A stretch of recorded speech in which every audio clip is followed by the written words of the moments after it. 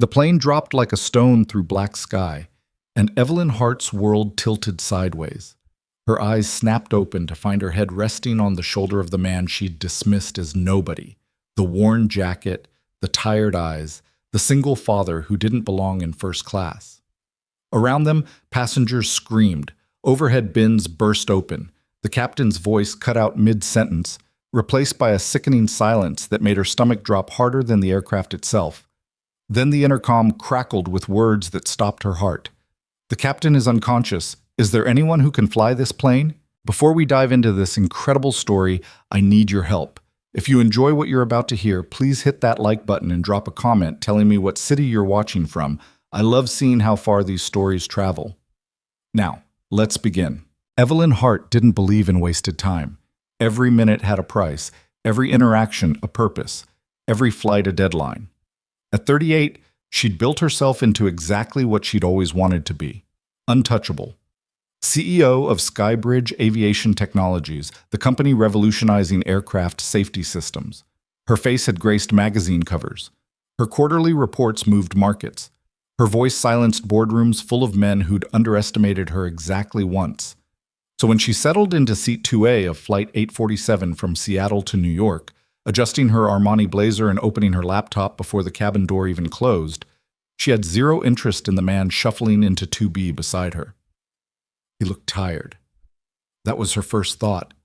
Not just end of a long day tired, but bone-deep exhaustion that lived in the shoulders and settled into the lines around the eyes. Mid-40s, maybe.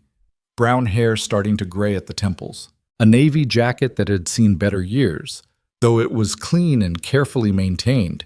He carried a worn leather messenger bag and a children's book, something about butterflies, which he tucked into the seat pocket with the kind of careful attention that suggested it mattered. Evelyn's second thought was simpler. Not my problem. She had a presentation to finalize. The board meeting on Monday would determine whether Skybridge went forward with the automated emergency response system she'd been developing for 3 years. Billions in contracts hung in the balance. Airlines across the globe were watching. She had exactly 5 hours to perfect every slide, every projection, every answer to every question they might ask. The man beside her clicked his seatbelt and pulled out a paperback. Some self-help title about helping children through grief. He opened it to a dog-eared page and began reading with the kind of focus that suggested he'd been stuck on that particular chapter for a while. Evelyn glanced at him once more, cataloged him in the part of her brain reserved for forgettable details, and returned to her screen. The flight attendant's voice floated through the cabin with the usual pre-flight announcements. Safety demonstrations, exit rows, electronic devices. Evelyn had heard it 10,000 times. She kept typing. "Excuse me." The voice beside her was quiet, almost apologetic. "Sorry to interrupt, but you're going to need to put that away for takeoff." Evelyn looked up. The man, her seatmate, wasn't looking at her. He was still reading his book, but his tone had carried something she couldn't quite place. Not judgment, not superiority, just fact. "I know the rules," she said, sharper than necessary. "I'm finishing a thought." "I'm sure you are." He turned a page. "Still going to need to close it." The flight attendant appeared before Evelyn could respond, smiling that professional smile that meant business. "Ma'am, we're preparing for departure. I'll need you to stow your laptop, please." Evelyn saved her work with more force than required and snapped the computer shut. She slid it into her bag, her jaw tight. Beside her, the man said nothing. He just kept reading about helping children process loss, his finger following the lines with careful attention. The plane pushed back from the gate, taxied toward the runway.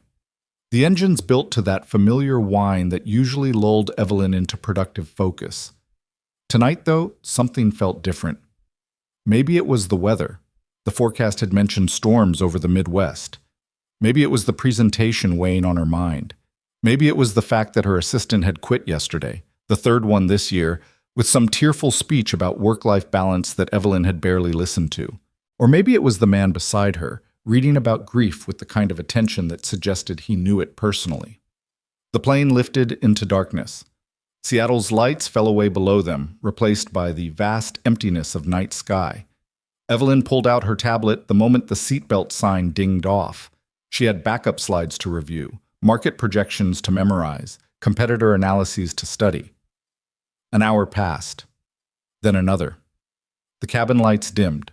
Around them, passengers settled into sleep or movies or quiet conversation. The man beside her finished his chapter, closed the book, and stared out the window at nothing. Just darkness and the blinking wing light cutting through it. Long day? The question came from Evelyn's mouth before she realized she was asking. She didn't know why. She didn't usually do small talk, especially not at 30,000 feet with strangers who clearly couldn't help her career. He turned from the window. In the dim light, his eyes were darker than she'd first thought. Thoughtful. Careful. You could say that. Business or pleasure? She didn't know why she was continuing this. Maybe exhaustion was making her social. Maybe she was procrastinating on the presentation she'd already reviewed 40 times. Neither, really. He smiled, but it didn't quite reach his eyes. Family obligation. My daughter had a school event I couldn't miss. Flew out this morning, flying back tonight. Back to work tomorrow. Dedication, Evelyn said. It came out flatter than she'd intended. Parenthood, he corrected gently. Different thing. Something in his tone made her pause. Not defensive, not proud, just stating a fact about his life with the same certainty he'd used about the laptop rule. She waited for him to elaborate, to do what people usually did, fill silence with unnecessary details about their children's accomplishments or their own sacrifices. But he just returned his gaze to the window. Evelyn went back to her tablet, read the same paragraph 3 times without absorbing it. Her eyes felt heavy. The cabin temperature had that particular warmth that made consciousness feel optional. She blinked hard, trying to focus. The presentation blurred. She'd been awake since 4 that morning, working through emails before her 6 a.m. strategy session. Then meetings until noon. A working lunch, 2 conference calls, the car to the airport.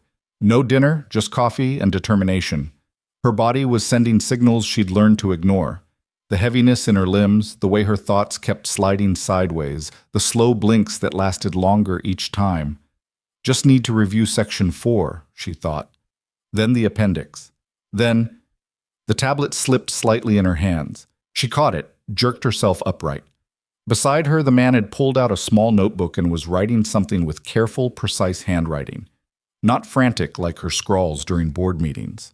Deliberate, like he was trying to get something exactly right. Evelyn's eyes closed, just for a second, just to rest them. When she opened them again, or thought she did, the cabin had changed. Darker, somehow. Quieter. Her tablet was gone, and her head was resting on something that definitely wasn't her window. She jerked upright, disoriented. Her neck protested the sudden movement.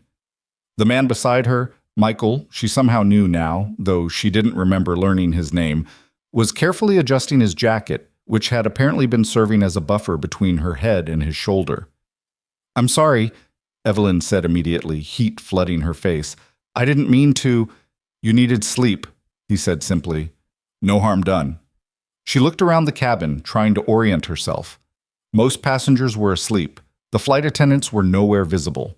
The cabin lights were at their lowest setting, just enough to navigate the aisles. Outside the window, still nothing but darkness. "How long was I?" "About 45 minutes. He said it without judgment, without the knowing smile people usually gave when catching someone in a moment of weakness.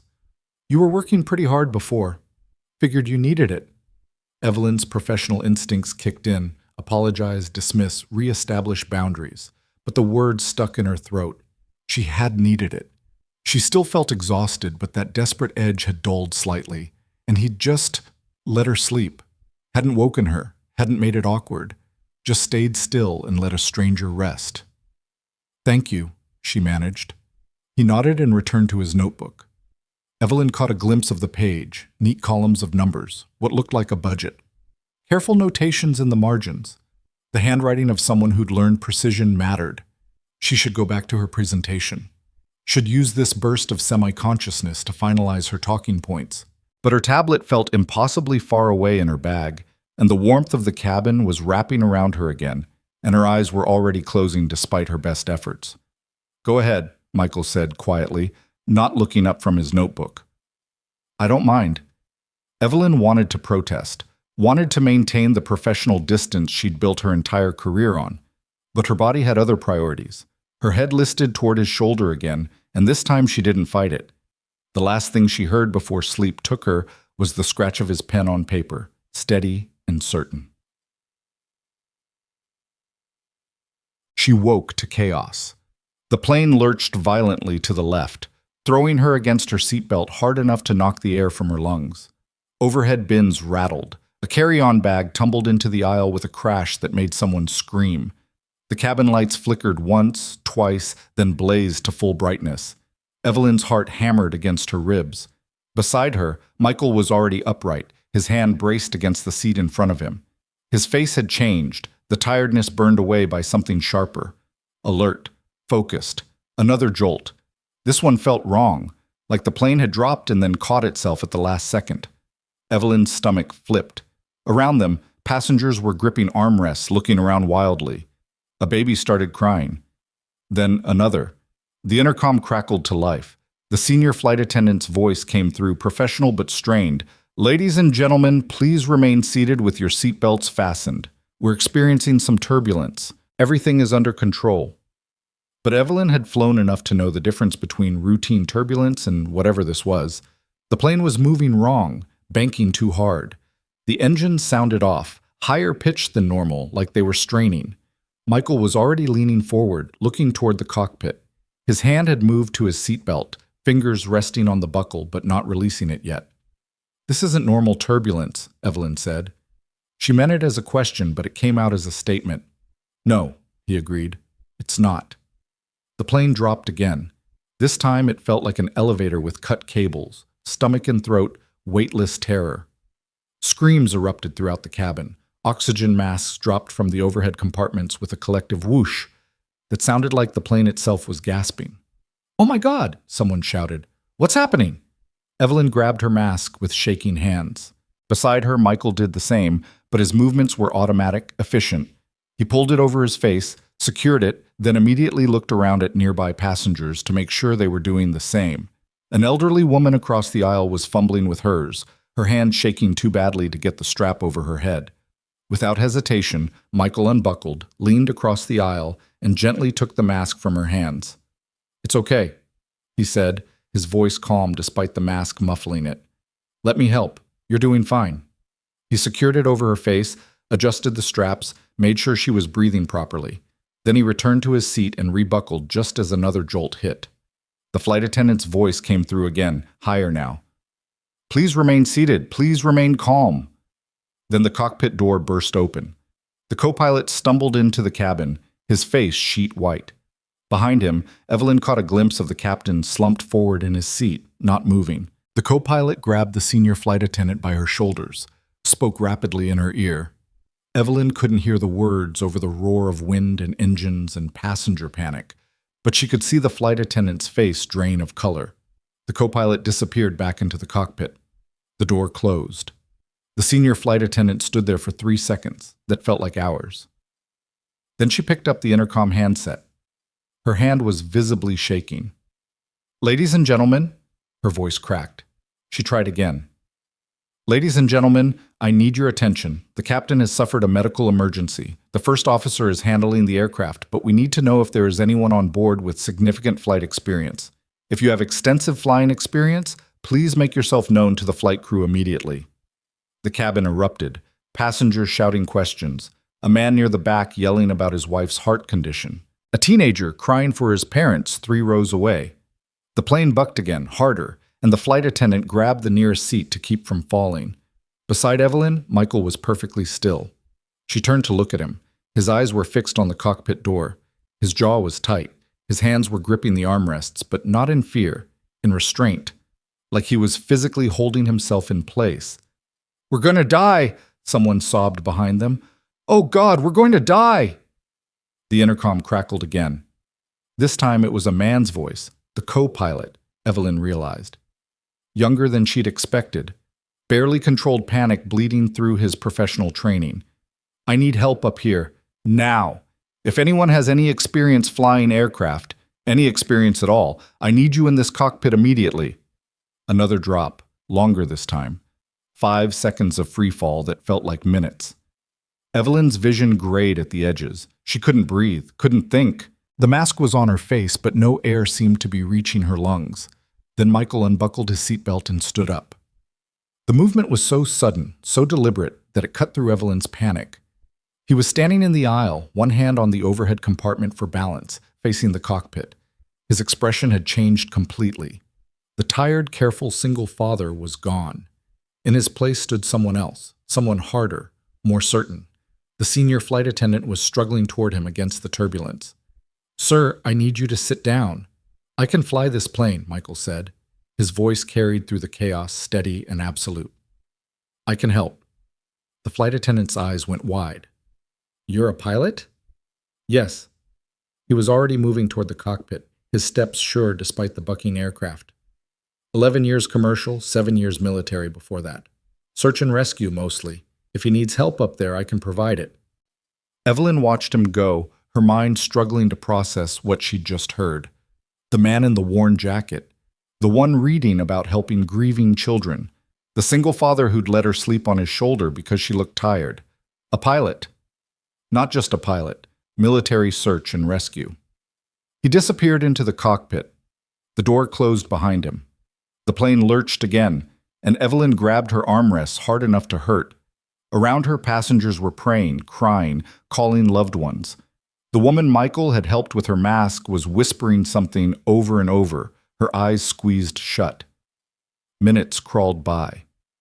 The turbulence didn't stop. If anything, it got worse. The plane was banking at angles that felt impossible, tilting so far to the left that Evelyn could see nothing but dark sky through her window. Then it would level out for 30 seconds before dropping again, that horrible weightless sensation that made her certain they were falling, falling, falling toward whatever was below them in the darkness. A flight attendant was making her way through the cabin, checking passengers, speaking in low, urgent tones. When she reached Evelyn's row, she leaned in close. "I need you to assume the brace position when I give the signal. Do you understand?" "What signal?" Evelyn's voice didn't sound like her own. "What's happening?" "Just be ready." The flight attendant moved on before Evelyn could ask anything else. The intercom crackled. Michael's voice came through, and somehow, impossibly, it was calm. "Ladies and gentlemen, this is Michael Cross. I'm a certified commercial pilot, and I'm now assisting the first officer in the cockpit. We've experienced multiple system failures, including loss of primary navigation and hydraulic pressure. We're currently working to stabilize the aircraft and prepare for an emergency landing." A fresh wave of panic swept through the cabin. Emergency landing, system failures, the words everyone feared. But Michael wasn't done. "I know you're scared. I understand that. But I need you to listen to me carefully. I've flown through worse than this, much worse. We have partial control of the aircraft, and we're working to get full control back. What I need from you is to stay calm, stay seated, and follow every instruction the flight crew gives you. Can you do that for me?" Something in his voice, that steady, unshakable certainty, cut through the terror. Evelyn found herself nodding even though he couldn't see her. Around the cabin, passengers were quieting, straining to hear. "The first officer and I are going to get you on the ground safely. That's my only job right now. Your job is to trust us and stay strong for each other. We're in this together, and we're going to get through it together." The intercom clicked off. Evelyn stared at the empty seat beside her. She'd dismissed him, categorized him as nobody, not worth her time or attention, a tired single father in a cheap jacket with nothing to offer someone like her. And now he was the only thing standing between 300 people and death. The plane shuddered again, a long, grinding vibration that felt like metal tearing. Somewhere behind Evelyn, a man was vomiting. A child was screaming for her mother. The flight attendants were strapping themselves into jump seats, their faces pale and set. Evelyn pulled out her phone.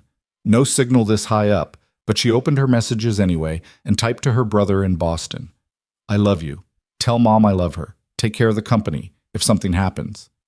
She didn't send it, couldn't send it, but seeing the words on the screen made them real, made this moment real. She was going to die.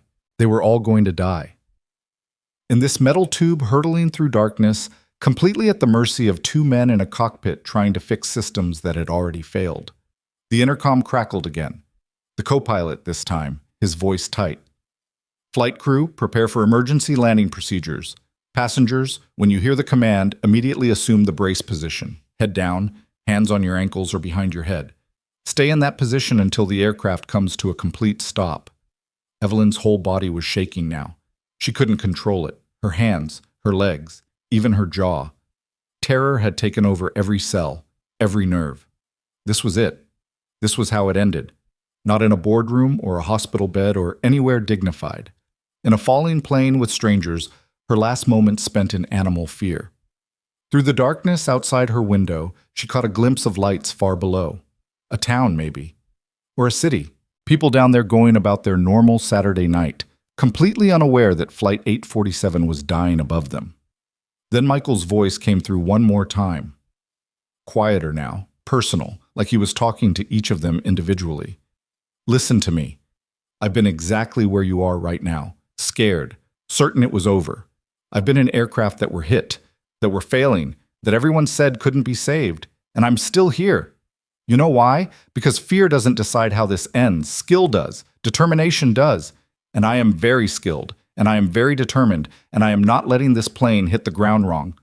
His voice hardened, took on an edge of command that must have been forged in military cockpits. So when I tell you to brace, you brace. When I tell you to stay down, you stay down.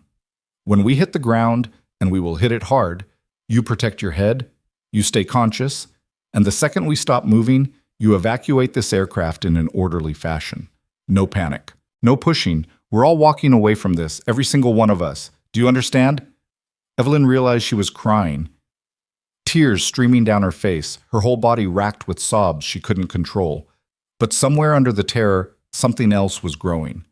Not hope, exactly, but something like it. Belief. She believed him. This man she'd dismissed, this stranger she'd judged, this single father whose name she'd barely bothered to learn, she believed he could save them. The plane dropped again, and this time it didn't level out. They were descending, fast, too fast. Brace, brace, brace! The flight attendant's voice cut through the cabin. Heads down, now! Evelyn bent forward, grabbed her ankles, pressed her head down as far as it would go. Around her, passengers did the same. The woman across the aisle was praying in Spanish. The baby was still crying, a high, thin wail that somehow cut through everything else. Down, down, down. The engine screaming. The plane shaking so hard Evelyn's teeth rattled. The oxygen mask hanging useless now as she fought to breathe against the angle and the terror and the absolute certainty of impact. Through the roar she heard Michael's voice one last time, not on the intercom but shouting from the cockpit. Words she couldn't make out but the tone unmistakable. Total focus, absolute command, a man doing battle with a dying machine and refusing to lose. The lights flickered, went out, came back. Someone was screaming. Maybe it was Evelyn. She couldn't tell anymore. Then the world exploded. The impact hit like a bomb. Metal shrieking, the sensation of sliding, spinning, tilting at impossible angles. Evelyn's head snapped forward despite the brace position, stars exploding across her vision. The plane was tearing itself apart around them. She was sure of it. This was death. This was the end. But they were still moving, still sliding. Not tumbling, not flipping, just that horrible grinding slide that seemed to go on forever. Then nothing. Absolute stillness. For 3 seconds, nobody moved. The silence was so complete, so sudden after the chaos, that it felt wrong, like the world had ended and they just hadn't realized it yet. Then someone coughed. A baby's cry cut through the darkness. An emergency light flickered to life, then another. Evacuate! A flight attendant's voice, hoarse but functioning. Everybody up! Move to the exits, now! The cabin erupted into controlled chaos. Passengers unbuckling, stumbling into aisles, helping each other move toward the emergency exits that were already being thrown open. Cold air rushed in, shocking and wonderful and real. Evelyn unbuckled with hands that wouldn't stop shaking. She tried to stand and her legs almost gave out. The floor was tilted at an angle. They'd come to rest nose down, she realized. But they'd stopped. They were on the ground. They were alive. She stumbled toward the exit, part of the stream of passengers all moving together. Down the emergency slide, hitting grass that was wet with rain she hadn't known was falling. Rolling away from the plane, getting distance, turning back to look. Flight 847 sat crumpled in the middle of what looked like a farm field. The nose was crumpled. One wing was bent at an angle that should have been impossible, but it was intact. Mostly intact. And 300 people were pouring out of it into the rain, into the darkness, into life. Emergency vehicles were already approaching, their lights cutting through the night, sirens wailing. How long had they been falling? How had anyone known where to find them? Evelyn stood in the mud and rain, her entire body shaking, and watched the cockpit door, watched passengers evacuate, watched flight attendants helping the injured, the elderly, the children. Then two figures emerged from the cockpit. The co-pilot, young and shell-shocked but walking, and behind him, supporting him, Michael. His shirt was torn. There was blood on his temple. He moved like everything hurt, but he was alive, walking, already scanning the crowd, counting heads with the practiced eye of someone who'd done this before. Their eyes met across the chaos. Evelyn didn't have words, didn't have anything except the truth of what had just happened. He'd saved them. All of them. This man she'd dismissed, this stranger she'd judged, this tired single father whose name she'd barely bothered to learn. He'd looked death in the face and refused it 300 times over. Michael nodded once, just a small acknowledgement that she was alive, that they were all alive, then turned his attention to a family struggling away from the wreckage, moving to help before anyone even asked. Evelyn sank to her knees in the mud, her legs finally giving out completely. Around her, passengers were crying, embracing, calling loved ones. Emergency crews were establishing triage. The rain kept falling, cold and clean and impossible. They were alive. And everything she'd thought she knew about herself, about value, about what mattered, all of it had shattered the moment that plane started falling. The CEO who'd built an empire on being right, on being untouchable, on never wasting a moment, she knelt in the mud and realized she didn't know anything at all. The emergency lights painted everything in harsh red and white as paramedics moved through the crowd of survivors. Evelyn stayed on her knees in the mud longer than she meant to, watching the organized chaos unfold around her. Someone wrapped a silver emergency blanket around her shoulders. A paramedic crouched beside her, shining a light in her eyes. Asking questions she answered automatically. Name, age, any pain, any injuries, she had none. Not physically, but something inside her felt cracked open, exposed to air it had never touched before. Ma'am, can you stand? The paramedic's voice was gentle but insistent. We need to get you checked out properly. Evelyn let him help her up. Her legs held this time, though everything felt distant and strange, like she was watching herself from somewhere outside her body. He guided her toward the triage area they'd established, a section of field lit by portable lights where medical personnel were assessing everyone who'd walked away from the wreckage. As they moved through the crowd, Evelyn saw Michael. He was sitting on the bumper of an ambulance while a paramedic cleaned the cut on his temple. Another paramedic was trying to get him to lie down on a stretcher, and he was refusing with quiet but absolute firmness. I'm fine, he was saying. Check the passengers first. There were elderly people on board, children. I'm not your priority. Sir, you just crash-landed a commercial aircraft. You need to be examined for...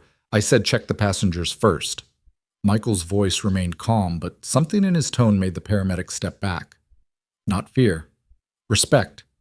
The recognition of someone who would not be moved on this particular point. The paramedic sighed and moved on to the next patient. Michael pressed a gauze pad to his temple and stood up, scanning the crowd with that same counting expression Evelyn had seen right after the crash, making sure everyone was accounted for. Their eyes met again. This time Evelyn walked toward him, the emergency blanket trailing behind her like a cape. You're hurt, she said when she reached him. It sounded stupid the moment the words left her mouth. Of course he was hurt. He'd just saved 300 lives while wrestling a dying plane to the ground. It's nothing, he said, and she believed he genuinely thought that was true. Are you okay? You hit your head pretty hard during landing. I don't remember hitting it. Evelyn touched her forehead, and her fingers came away with blood she hadn't realized was there.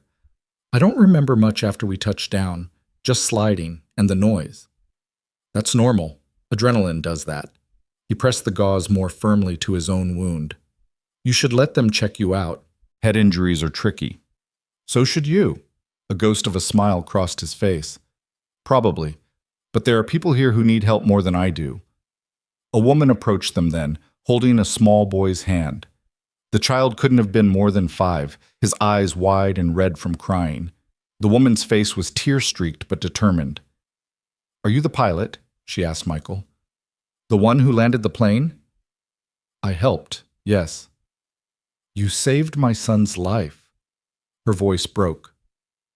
"You saved all of us. I don't know how to thank you. I don't know what to say except thank you. Thank you." The boy was staring at Michael with the kind of awe children reserve for superheroes.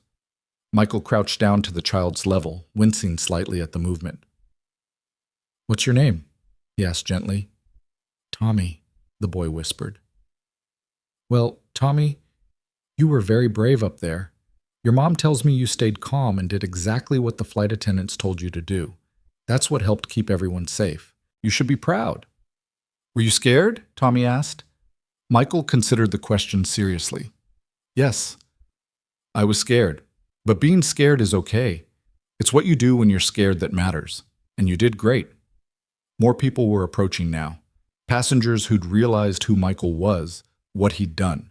They formed a loose crowd around him, some crying, some trying to shake his hand, all of them needing to express something that words couldn't quite capture. Evelyn stepped back, giving them space. She watched Michael handle each person with the same quiet attention, listening to their thanks, deflecting their praise, redirecting focus to the flight crew who'd evacuated everyone safely. He looked exhausted. The cut on his temple was still bleeding, but he gave each person his full attention, like their gratitude mattered more than his own pain. A news van pulled up at the edge of the field, then another. Reporters were already setting up cameras, trying to get shots of the wreckage and the survivors. One of them spotted Michael and started moving toward him with purpose, microphone in hand.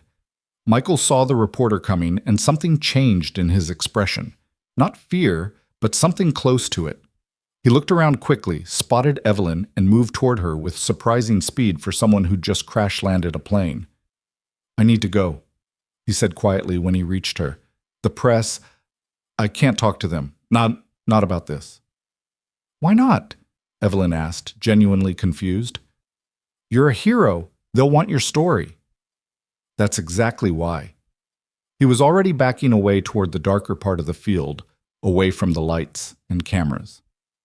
"I can't explain right now, but please, if they ask, you don't know where I went." Before Evelyn could respond, he'd disappeared into the crowd of survivors and emergency personnel. The reporter reached Evelyn moments later, breathless and eager. "Excuse me, ma'am. Sarah Chen, News 7. Can you tell me what happened up there?" Evelyn looked at where Michael had vanished, then back at the reporter. "The captain had a medical emergency. A passenger with flight experience helped land the plane. That's all I know." "Do you know the passenger's name? Where is he now?" "No," Evelyn lied smoothly. "I don't know his name. Everything happened so fast." The reporter moved on, hunting for someone more cooperative. Evelyn pulled the emergency blanket tighter and tried to understand what had just happened. Why would someone run from recognition after doing something so extraordinary? Most people would embrace that kind of attention, would ride the wave of heroism into every talk show and interview they could find. But Michael had fled it like it was dangerous. A hand touched Evelyn's elbow. She turned to find a middle-aged woman in a paramedic's uniform, her expression kind but firm. "I'm Amy Chen. I need you to come with me for a full examination. That head wound needs proper attention, and we need to make sure you don't have a concussion." Evelyn wanted to refuse, to go find Michael and get answers to the questions piling up in her mind. But her head was starting to pound, and the adrenaline was wearing off, leaving exhaustion so profound she could barely stand. She let Amy guide her to an ambulance. The next hours blurred together.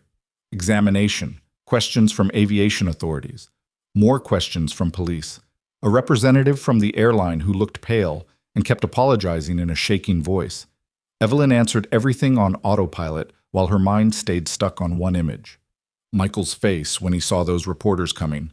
The way he'd run. By the time they let her go, dawn was breaking over the field.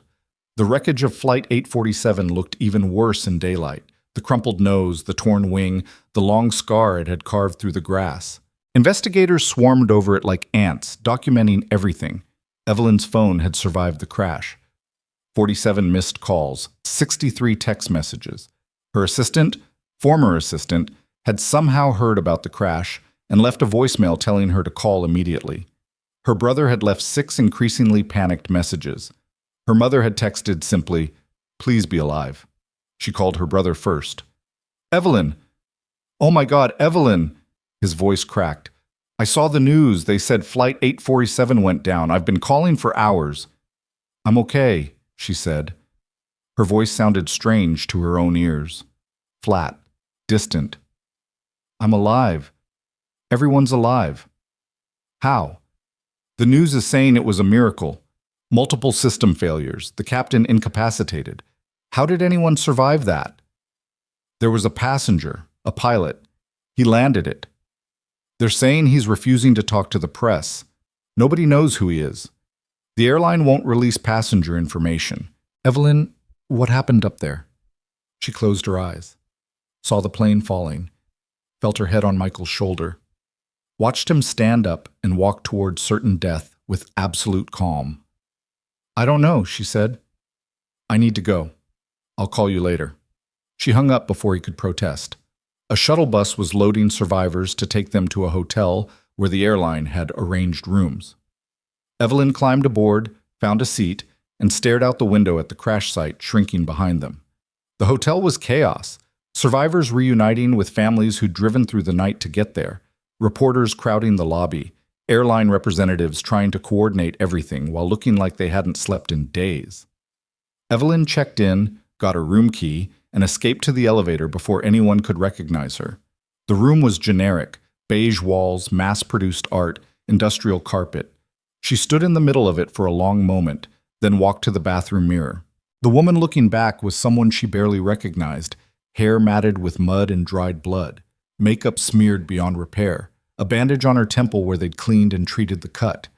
The Armani blazer was ruined, torn at the shoulder and stained with things she didn't want to identify.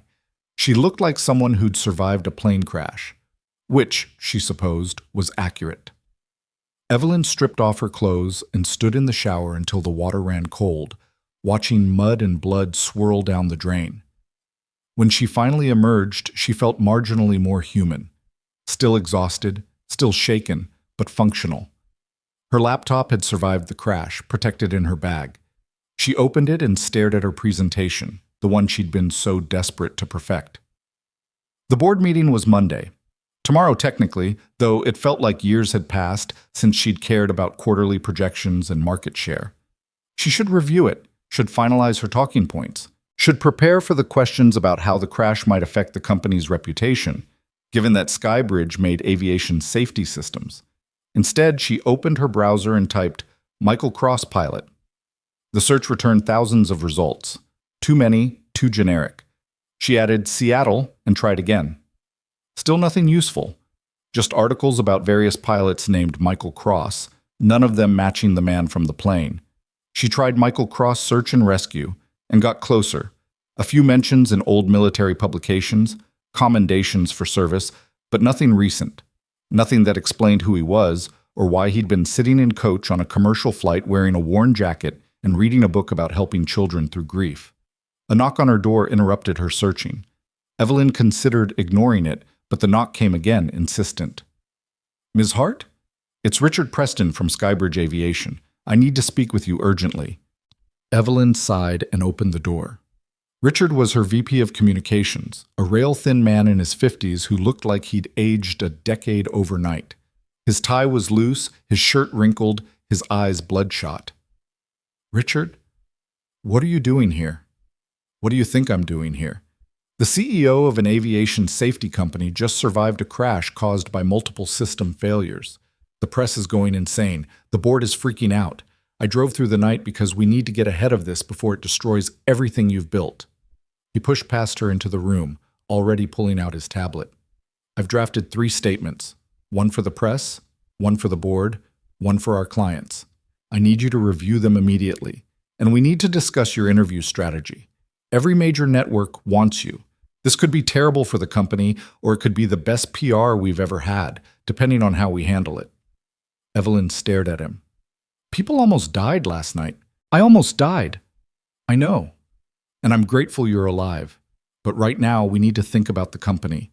Our stock is going to take a hit when the market opens. Our competitors are going to use this. We need to control the narrative. Something cold settled in Evelyn's chest. This was what she'd built. This was the world she'd chosen. Where a plane crash wasn't a tragedy, it was a PR problem. Where 300 lives saved meant nothing compared to quarterly earnings. Get out, she said quietly. Richard looked up from his tablet. Excuse me? Get out. I'll deal with the company tomorrow. Right now I need to be alone. Evelyn, we don't have time for... I said get out. The words came out sharper than she'd intended, cutting through his protests. I almost died last night. I am taking 1 day to process that. The company can survive 24 hours without me. Now leave. Richard opened his mouth, closed it, then nodded and headed for the door. He paused at the threshold. I'm sorry. You're right. I'm scared, Evelyn. If this goes wrong, everything we've built could collapse. Then maybe we built it on the wrong foundation, she said. He left looking confused. Evelyn locked the door behind him and returned to her laptop. She tried different search combinations, different databases, anything that might tell her more about Michael Cross. Then she remembered something. The notebook he'd been writing in, the careful budget calculations, the worn messenger bag that had survived the crash along with him. She'd seen him leave it in the overhead compartment, seen him forget about it in the chaos of evacuation. It would still be there, in the wreckage. Evidence of who he was, what his life looked like outside of those terrible hours when he'd held death at bay.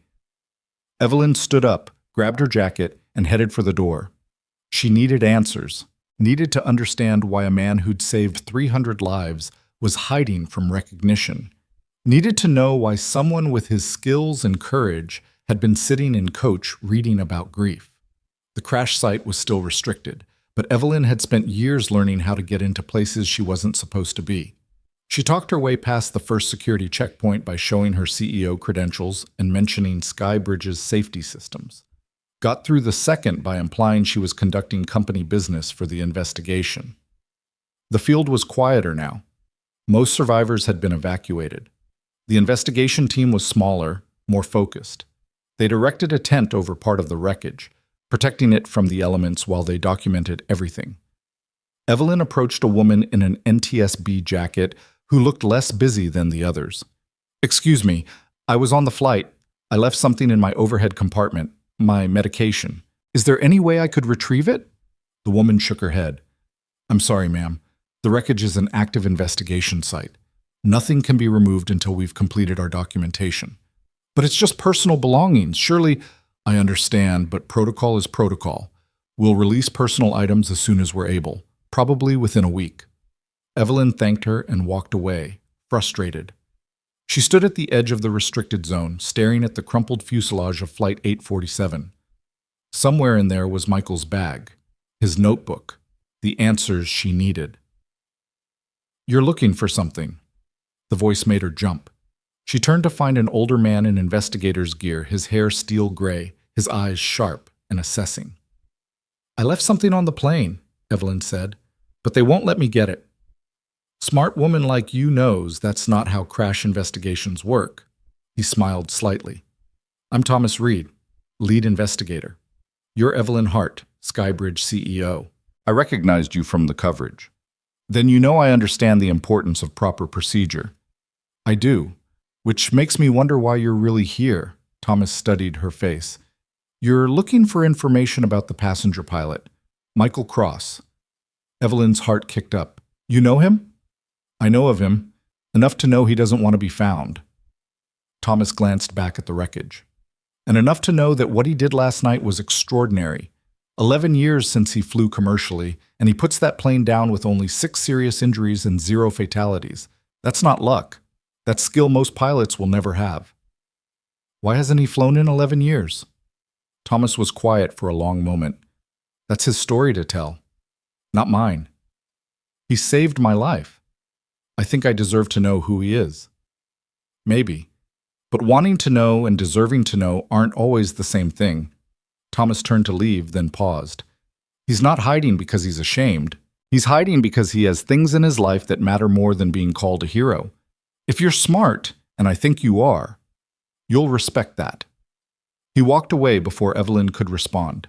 She stood there as the morning sun climbed higher, warming the field where she'd nearly died. Emergency workers were packing up their equipment. News vans were pulling away, moving on to other stories. Life was returning to normal for everyone who hadn't been on that plane. But nothing felt normal to Evelyn. The world had tilted sideways, and she couldn't figure out how to straighten it. Her phone buzzed. A text from her brother. "Mom's freaking out. Please call her." Another from Richard. "Board wants emergency meeting Monday morning before your presentation. Need to brief you ASAP." A third from an unknown number. "Ms. Hart, this is David Chen from the Washington Post. I'd like to interview you about the crash and the anonymous hero who saved everyone. Please call me." Evelyn silenced her phone and walked back to her rental car. She drove without destination, just moving because staying still felt impossible. The roads were empty this early on a Sunday morning. She passed farms and small towns and churches with parking lots starting to fill for morning service. She ended up at a diner 30 miles from the crash site. The kind of place with red vinyl booths and coffee that tasted like it had been brewing since yesterday. A waitress who looked barely awake took her order without recognition or interest. Evelyn sat in a corner booth and tried to make sense of everything that had happened. Less than 24 hours ago, she'd been the CEO who had it all figured out. The woman who'd built an empire on certainty and control, who knew the value of every minute, every interaction, every relationship. That woman had dismissed Michael Cross as nobody, had judged him by his jacket and his book, and decided he had nothing to offer her. That woman had been so completely, devastatingly wrong. The coffee arrived, terrible and perfect at the same time. Evelyn wrapped her hands around the mug and stared out the window at the parking lot. A family was loading into a minivan. Parents, 3 kids, a grandmother. The kids were arguing about something. The parents looked exhausted. The grandmother was laughing. Normal, ordinary. The kind of life Evelyn had left behind years ago in her climb to the top.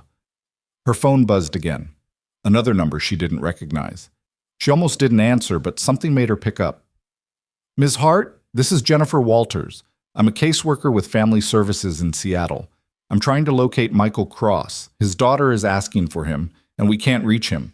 The airline gave me your number as someone who might know how to contact him." Evelyn sat up straighter. "His daughter?" "Yes, Emma. She's 8. She's staying with her regular caregiver while Michael was traveling, but she's seen the news about the crash. She knows her father was on that flight, and she's very upset. If you know how to reach him, please. It's important."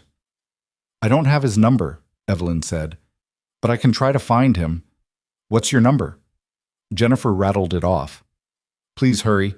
Emma is very frightened, and Michael needs to know she's asking for him." The call ended. Evelyn stared at her phone, pieces clicking together. The book about helping children through grief. The exhaustion in his eyes. The way he'd talked about parenthood as something different from dedication. Michael wasn't just a single father. He was a widower raising a daughter alone, working some job that let him fly to Seattle for a school event and back the same day. Living a life that clearly didn't include enough money for first-class tickets or new jackets. And now that daughter was scared and asking for him, while he was somewhere hiding from reporters who wanted to turn him into a story. Evelyn pulled up her contact list and called the hotel. Got transferred to 6 different people before finally reaching someone who could help. "I need to know if Michael Cross is a registered guest," she said. "It's urgent, family emergency." "I'm sorry, ma'am, but we can't release guest information. His daughter is trying to reach him. She's 8 years old and she's scared. Please." A pause. "Hold on." 2 minutes later. "We have no one registered under that name, but there are several guests who checked in without identification last night, survivors who lost their wallets in the crash. If you can describe him, I can ask the front desk staff to watch for him." Evelyn described Michael in detail. The woman promised to call if they spotted him. It wasn't much, but it was something. She paid for her coffee and headed back to the hotel. The lobby was still crowded with survivors and families, but the energy had changed. Relief had settled in. People were making plans to get home, booking flights, comparing stories. Evelyn scanned the crowd. looking for a worn jacket and tired eyes. Nothing. She tried the conference room where the airline was coordinating survivor support, asked if anyone had seen Michael Cross, got blank looks and apologies. Finally, she went back to her room and opened her laptop again. This time she searched differently. Not for Michael Cross the pilot, but for Michael Cross in connection with Skybridge Aviation. And there it was, buried in an industry newsletter from 11 years ago. Skybridge Aviation Systems terminates senior engineer Michael Cross after disagreement over safety protocols. Cross had raised concerns about the company's pressure guard hydraulic system, claiming it had fatal flaws that could lead to catastrophic failure. Company officials maintained the system met all regulatory requirements. Cross's employment was terminated for insubordination and unauthorized communications with regulatory agencies. The article was short, barely 2 paragraphs, but it told Evelyn everything she needed to know. Michael Cross hadn't just saved 300 people last night. He'd saved them from a failure he'd predicted 11 years ago. A failure in the system her company had built and defended. A failure they'd fired him for exposing. The pressure guard system was still in use, on hundreds of aircraft, including, she now realized with absolute horror, Flight 847. The plane had crashed because of the very system Michael had warned them about. The system Skybridge, her company, her responsibility, had insisted was safe. Evelyn's hands were shaking as she pulled up Skybridge's internal databases. She had access to everything as CEO: design documents, testing reports, incident logs. She'd never looked at the pressure guard files before. It was an older system, proven, reliable, according to all official reports. But as she dug deeper, she found something else. Buried in old QA reports, flagged and then dismissed. Pattern failures in extreme conditions. Small hydraulic leaks that seemed statistically insignificant. Maintenance notes about pressure fluctuations that were written off as sensor errors. Every single thing Michael had warned about. And her company had ignored it all, had fired him for refusing to stay quiet, had protected their reputation and their contracts instead of fixing a flaw that had nearly killed 300 people. The room spun. Evelyn gripped the edge of the desk, fighting nausea that had nothing to do with her head injury.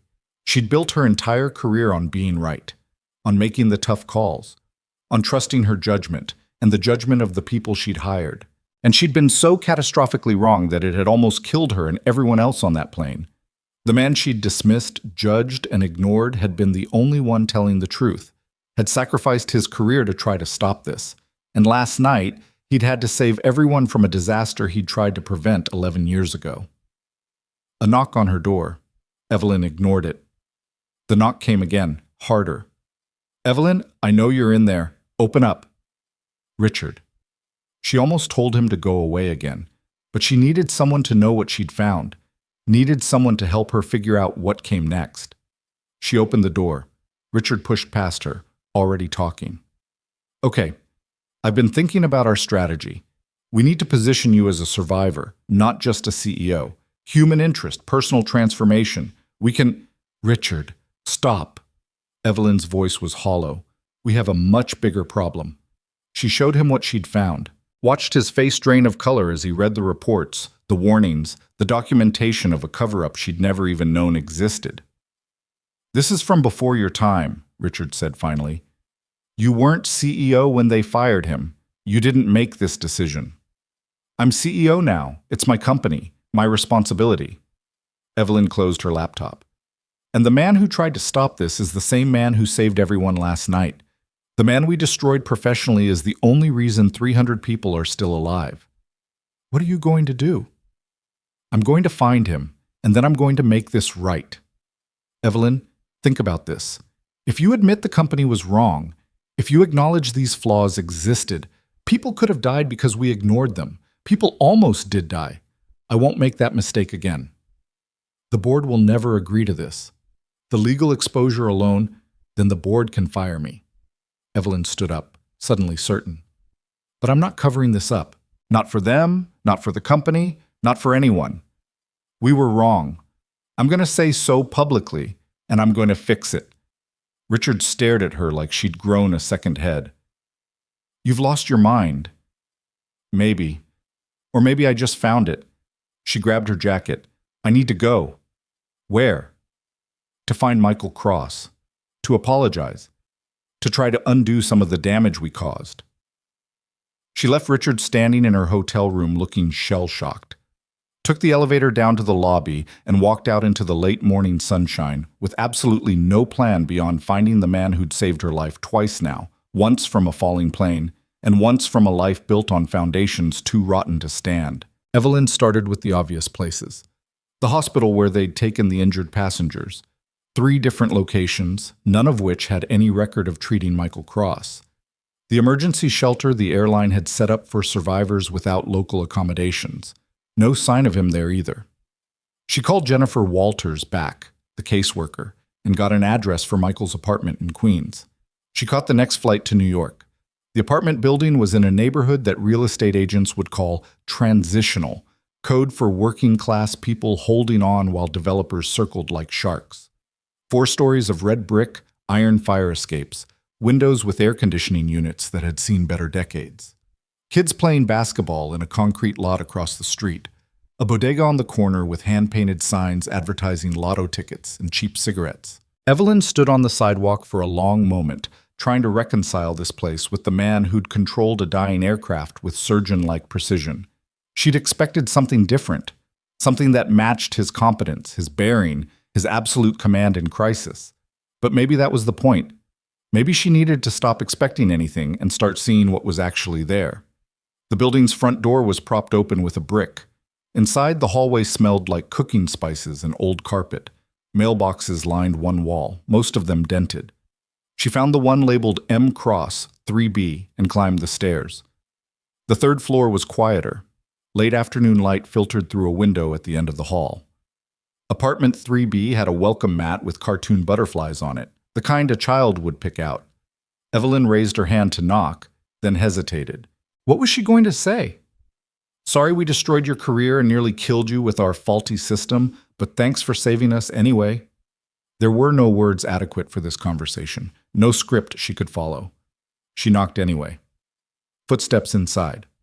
The door opened to reveal a woman in her 60s, Filipino, with silver streaking her black hair and eyes that assessed Evelyn in one quick sweep. She wore scrubs with cartoon characters on them. A nurse, Evelyn guessed, or maybe a medical assistant. Yes? The woman's voice was polite but guarded. I'm looking for Michael Cross. My name is Evelyn Hart. I was on the flight with him. It's important that I speak with him. The woman's expression didn't change. Michael's not here. Do you know where I can find him? His daughter is asking for him. A caseworker called me. I'm Rosa Gutierrez, Emma's caregiver. Rosa's stance shifted slightly, blocking the doorway more deliberately. Jennifer already called me. Michael knows Emma wants to talk to him. He'll call her when he's ready. I need to speak with him first, please. It's about the crash, about his former job with my company. Your company? Rosa's voice went flat. Skybridge Aviation, the company that fired him for doing the right thing, the company that made sure he'd never work as an engineer again. Yes. Evelyn met her gaze steadily. That company, which I now run, and which needs to answer for what it did to him. Rosa studied her for a long moment. Behind her, Evelyn could hear a television playing cartoons, a child's voice singing along with the theme song. Emma doesn't know yet, Rosa said quietly, about her father being on that plane, about what happened. She knows he went to her school event in Seattle, and she knows he was supposed to be home this morning. She's asking why he's late. How old is she? 8, and she's already lost her mother. She doesn't need reporters and cameras and people making her father into some kind of celebrity when all he wants is to be left alone to raise his daughter in peace. I understand. I'm not here as press. I'm here because I owe him an apology and an explanation, and because I need to make things right. You can't make it right, Rosa's voice hardened. You can't give him back 11 years of his life. You can't give him back his career or his reputation or the savings he burned through fighting your lawyers. You can't give Emma back the house they had to sell, or the college fund that's gone, or the security she should have had. Each word hit like a physical blow. Evelyn had known, abstractly, that firing Michael had consequences. But standing here, hearing them enumerated by someone who'd witnessed the damage firsthand, made it real in a way board reports never could. "You're right," Evelyn said. "I can't undo any of that, but I can acknowledge it publicly. I can make sure the system he warned us about gets fixed. I can clear his name and restore his reputation. And I can make sure Emma has that college fund again. It won't erase what happened, but it's a start." "Why?" Rosa demanded. "Why now? Because he saved your life? Because you feel guilty?" "Yes, to all of it, but also because it's the right thing to do. Because my company was wrong, and I'm tired of building success on a foundation of lies." Rosa was quiet for a moment, then she sighed. "He's at St. Catherine's, the church 4 blocks east. But if you upset him, if you make this harder for him than it already is, I will make you regret it. Michael is a good man who's been through enough." "I understand. Thank you." Evelyn turned to leave, then paused. "What happened to Emma's mother, if you don't mind my asking?"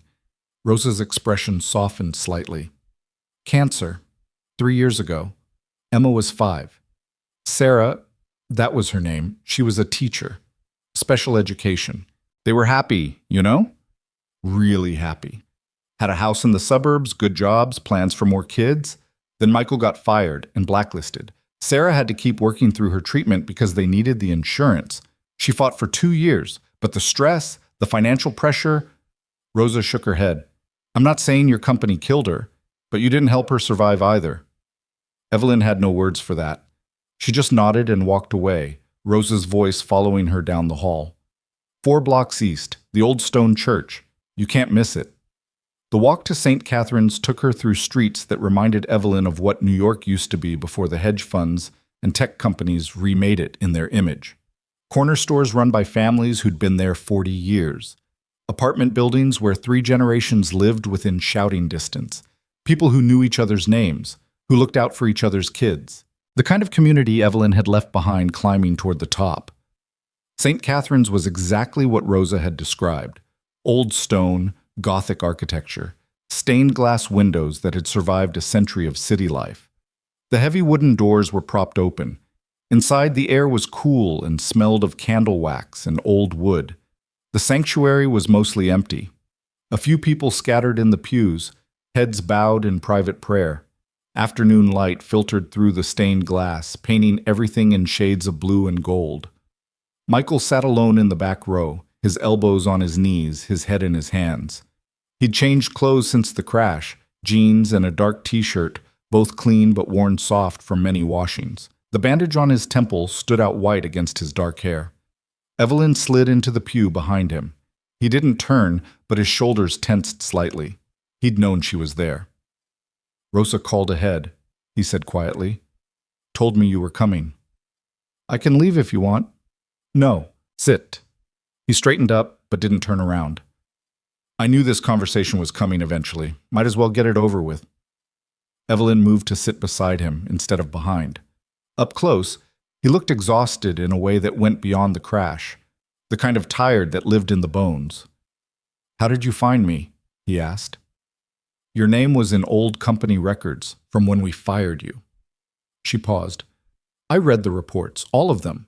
The warnings you filed about the pressure guard system, the safety concerns you raised, the way we ignored everything you said and then destroyed your career when you wouldn't let it go." Michael was silent. "Flight 847 crashed because of a pressure guard failure," Evelyn continued. "The exact failure you predicted 11 years ago. You were right about everything, and we were wrong, and 300 people almost died because of it." "But they didn't die." Michael's voice was barely above a whisper. "That's what matters. You saved them from a disaster we caused, a disaster you tried to prevent."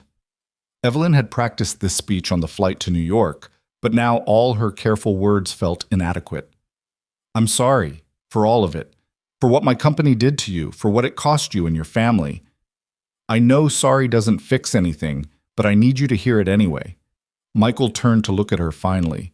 His eyes were red-rimmed, whether from exhaustion or emotion she couldn't tell. "You weren't CEO when it happened. You didn't fire me."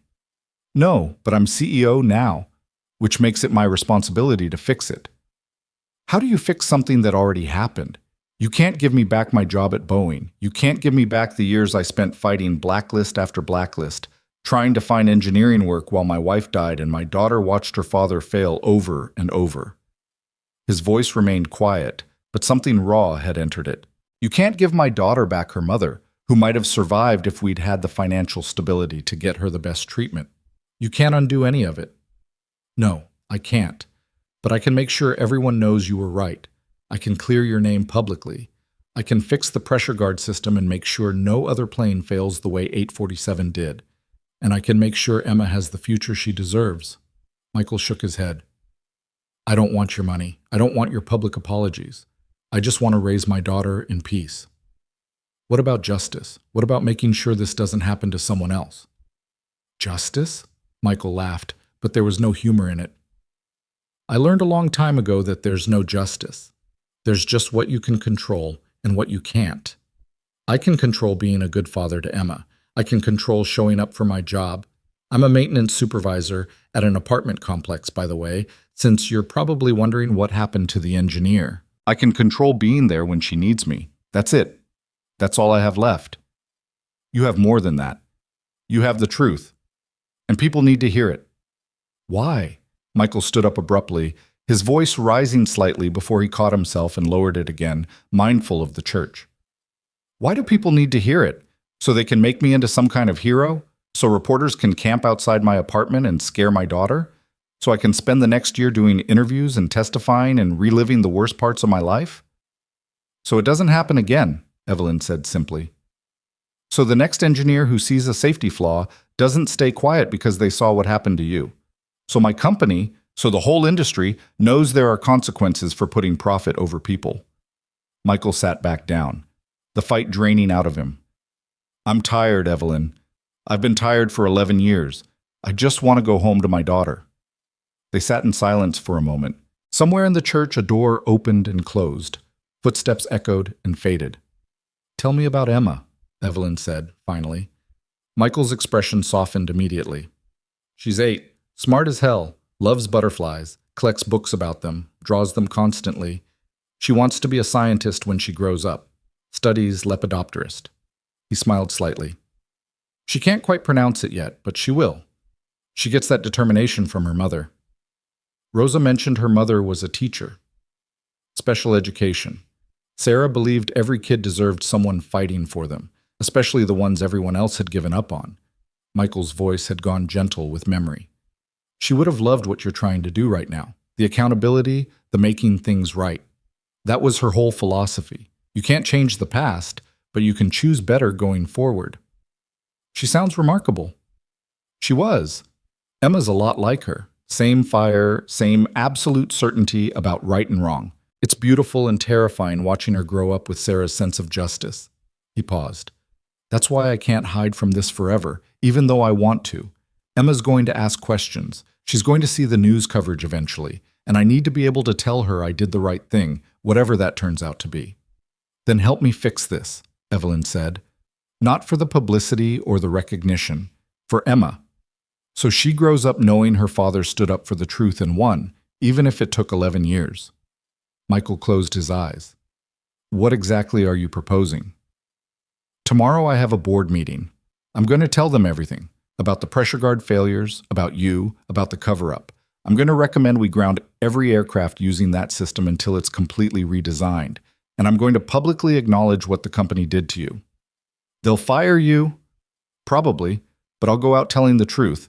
That has to count for something. Evelyn took a breath.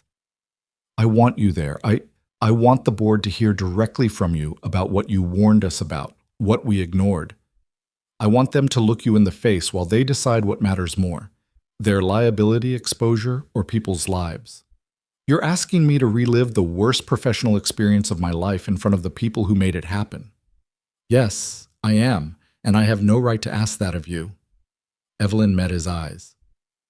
But I'm asking anyway, because you're the only one who can make them understand the real cost of what they did. Michael stared at the altar, at the light filtering through stained glass. If I do this, if I stand up in front of your board and tell them they were wrong, it opens up everything again. The media attention, the scrutiny, Emma's life becoming public property.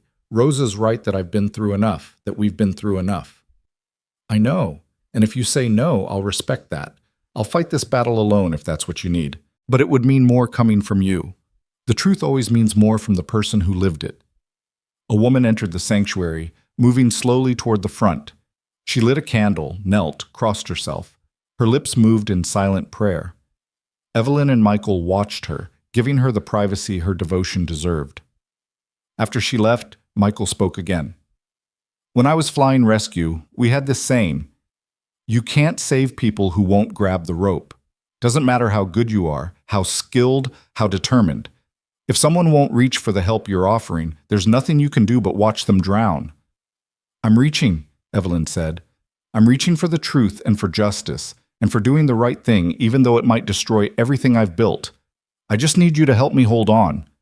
Michael turned to look at her fully. In the colored light from the windows, his eyes were very dark. "Why? Why are you really doing this? It can't just be guilt. CEOs don't throw away their careers over guilt." Evelyn had asked herself the same question on the flight to New York, had examined her motivations from every angle, looking for the self-serving calculation that usually drove her decisions, but she kept coming back to the same answer. "Because I fell asleep on your shoulder," she said, "and you let me. You didn't wake me up or make it weird or use it as leverage. You just sat there and let a stranger rest because she needed it. And that kindness, that basic human decency, made me realize how far I drifted from being someone who would do the same thing." She paused, gathering her thoughts. "Then the plane started falling, and you stood up. You didn't hesitate. You didn't calculate the risk to yourself. You just moved to help because people needed helping. And you saved all of us, including me. Saved us from a disaster my company caused because we valued money over safety." That still doesn't explain why you'd sacrifice your career. "Because when I landed in that field and realized I was alive, my first thought wasn't about my company or my presentation or my reputation.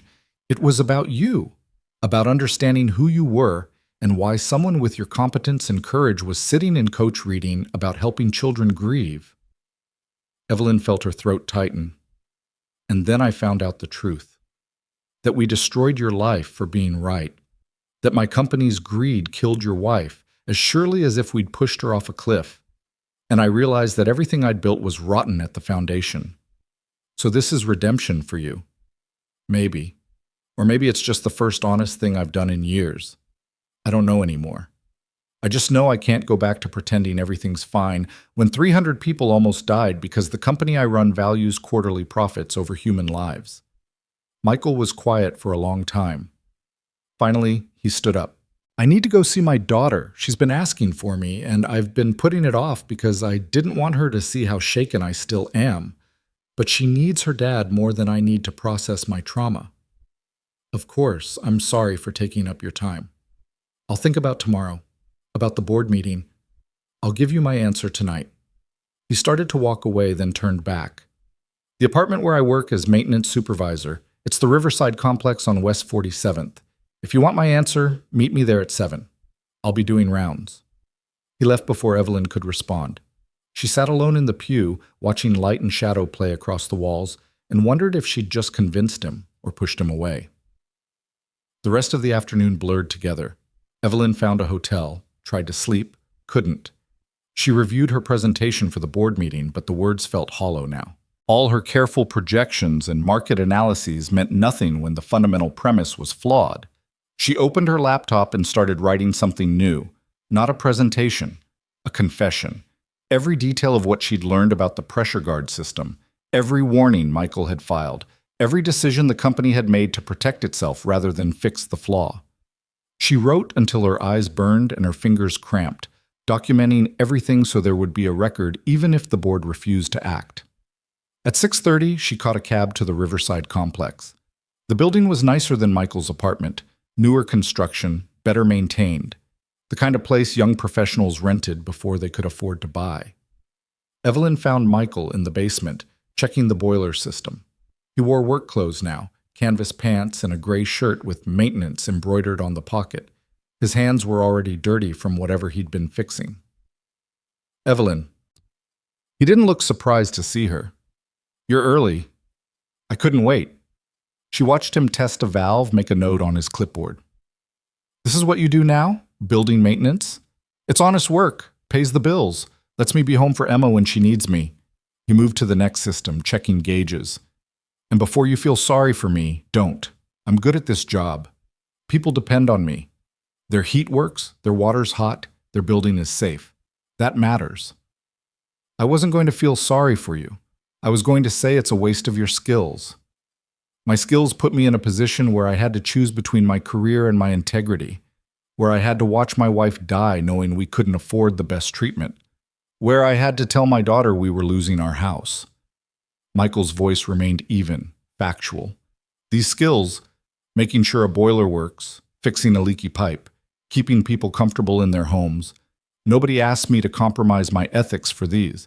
That's not a waste, that's a blessing. Evelyn had no response to that.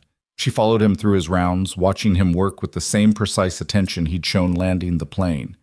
He moved through the building like he knew every pipe, every wire, every system by heart. Residents who passed him in the halls called him by name, asked about Emma, thanked him for fixing their garbage disposal or their stuck window. He belonged here in a way Evelyn had never belonged anywhere, not in boardrooms or corner offices or first-class cabins. She'd spent 20 years accumulating power and prestige without ever finding community. When his rounds were finished, Michael led her to a small office near the boiler room. It was cramped and cluttered, desk covered in work orders, walls plastered with system diagrams and maintenance schedules. A child's drawing was tacked to the bulletin board, a butterfly, rendered in careful detail with colored pencils. Emma's signature in the corner, along with "For Daddy." Michael sat behind the desk and gestured for Evelyn to take the folding chair across from him. I talked to Emma this afternoon. Told her about the crash, about helping land the plane. She wanted to know if I was scared. What did you tell her? The truth. That I was terrified, but that being scared doesn't mean you stop doing what needs to be done. He picked up a pen, rolled it between his fingers. She asked if I was going to be on TV like a superhero. I told her no. That real heroes don't need cameras and attention. They just do the right thing quietly and go home to their families. That's a good lesson. It's the lesson I want her to learn. The lesson her mother would have taught her. Michael set down the pen. But I've been thinking about what you said, about Emma growing up knowing her father stood up for truth, and I realized that quietly going home might be the wrong lesson this time. Evelyn's heart kicked up. You'll do it? You'll come to the board meeting? On one condition, well, several conditions, actually. Michael pulled out a notepad and flipped to a page covered in his neat handwriting. I've spent the afternoon thinking about what I need if I'm going to relive the worst professional experience of my life in front of the people who caused it. Name them. First, I want complete immunity from any legal action your company might take. I'm going to tell the truth about what I observed, what I warned about, what happened. I won't let you use that against me later. Done. What else? Second, I want a public statement from Skybridge acknowledging that I was wrongfully terminated, that my concerns were valid, and that the company's subsequent actions to blacklist me from the industry were unjustified.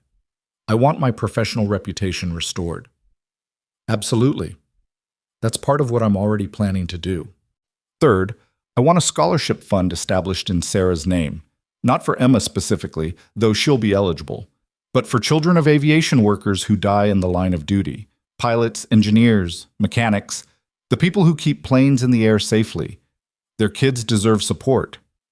Evelyn nodded, her throat tight. How much? Start with $5 million. Increase it annually based on need. And I want oversight. I want to be involved in selecting recipients, making sure the money goes where it should. Done. What else? Last thing.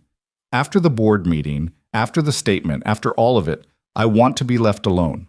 No interviews, no book deals, no speaking tours. I tell my truth once, publicly, and then I go back to my life. Emma deserves a father who's present, not one who's constantly reliving trauma for public consumption. I can't control the media, Evelyn said carefully. They'll want access to you. They'll camp outside your apartment, call you constantly. Then help me manage it. Hire security if needed. Issue statements on my behalf. Do whatever CEOs do to protect their privacy, and extend that protection to me and Emma. I will. You have my word. Michael studied her face for a long moment. Why do I believe you? I shouldn't.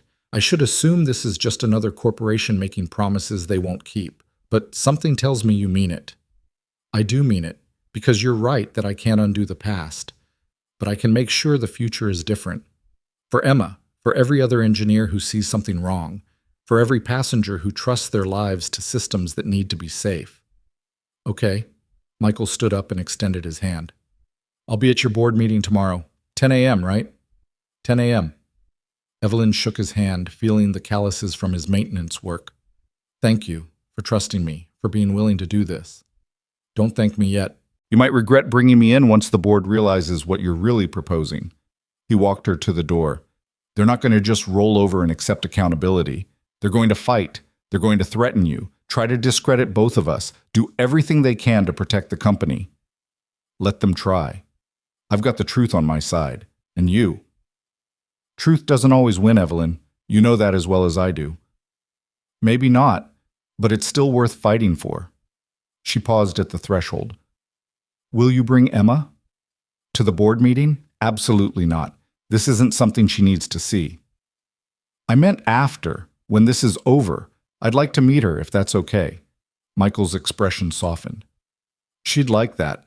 She's been asking about the other people on the plane, wanting to know everyone's okay. She has her mother's heart, always worrying about others. She sounds amazing. She is. She's the best thing I've ever done.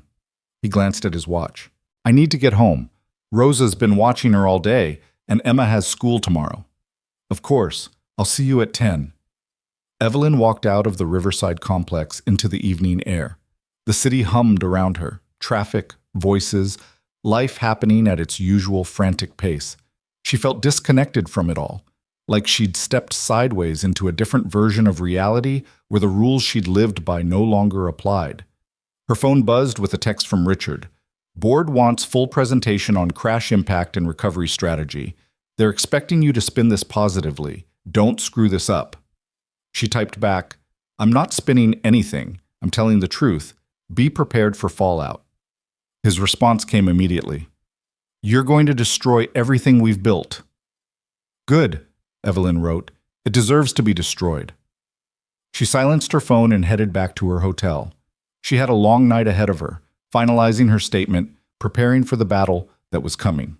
But for the first time in years, she felt clear about what she was doing and why. Tomorrow, she would walk into that boardroom and burn down everything she'd built. And she would do it with Michael Cross standing beside her, living proof that some things mattered more than quarterly earnings and stock prices. The truth mattered. Integrity mattered. Making sure that when planes fell from the sky, someone was there to catch them before they crashed.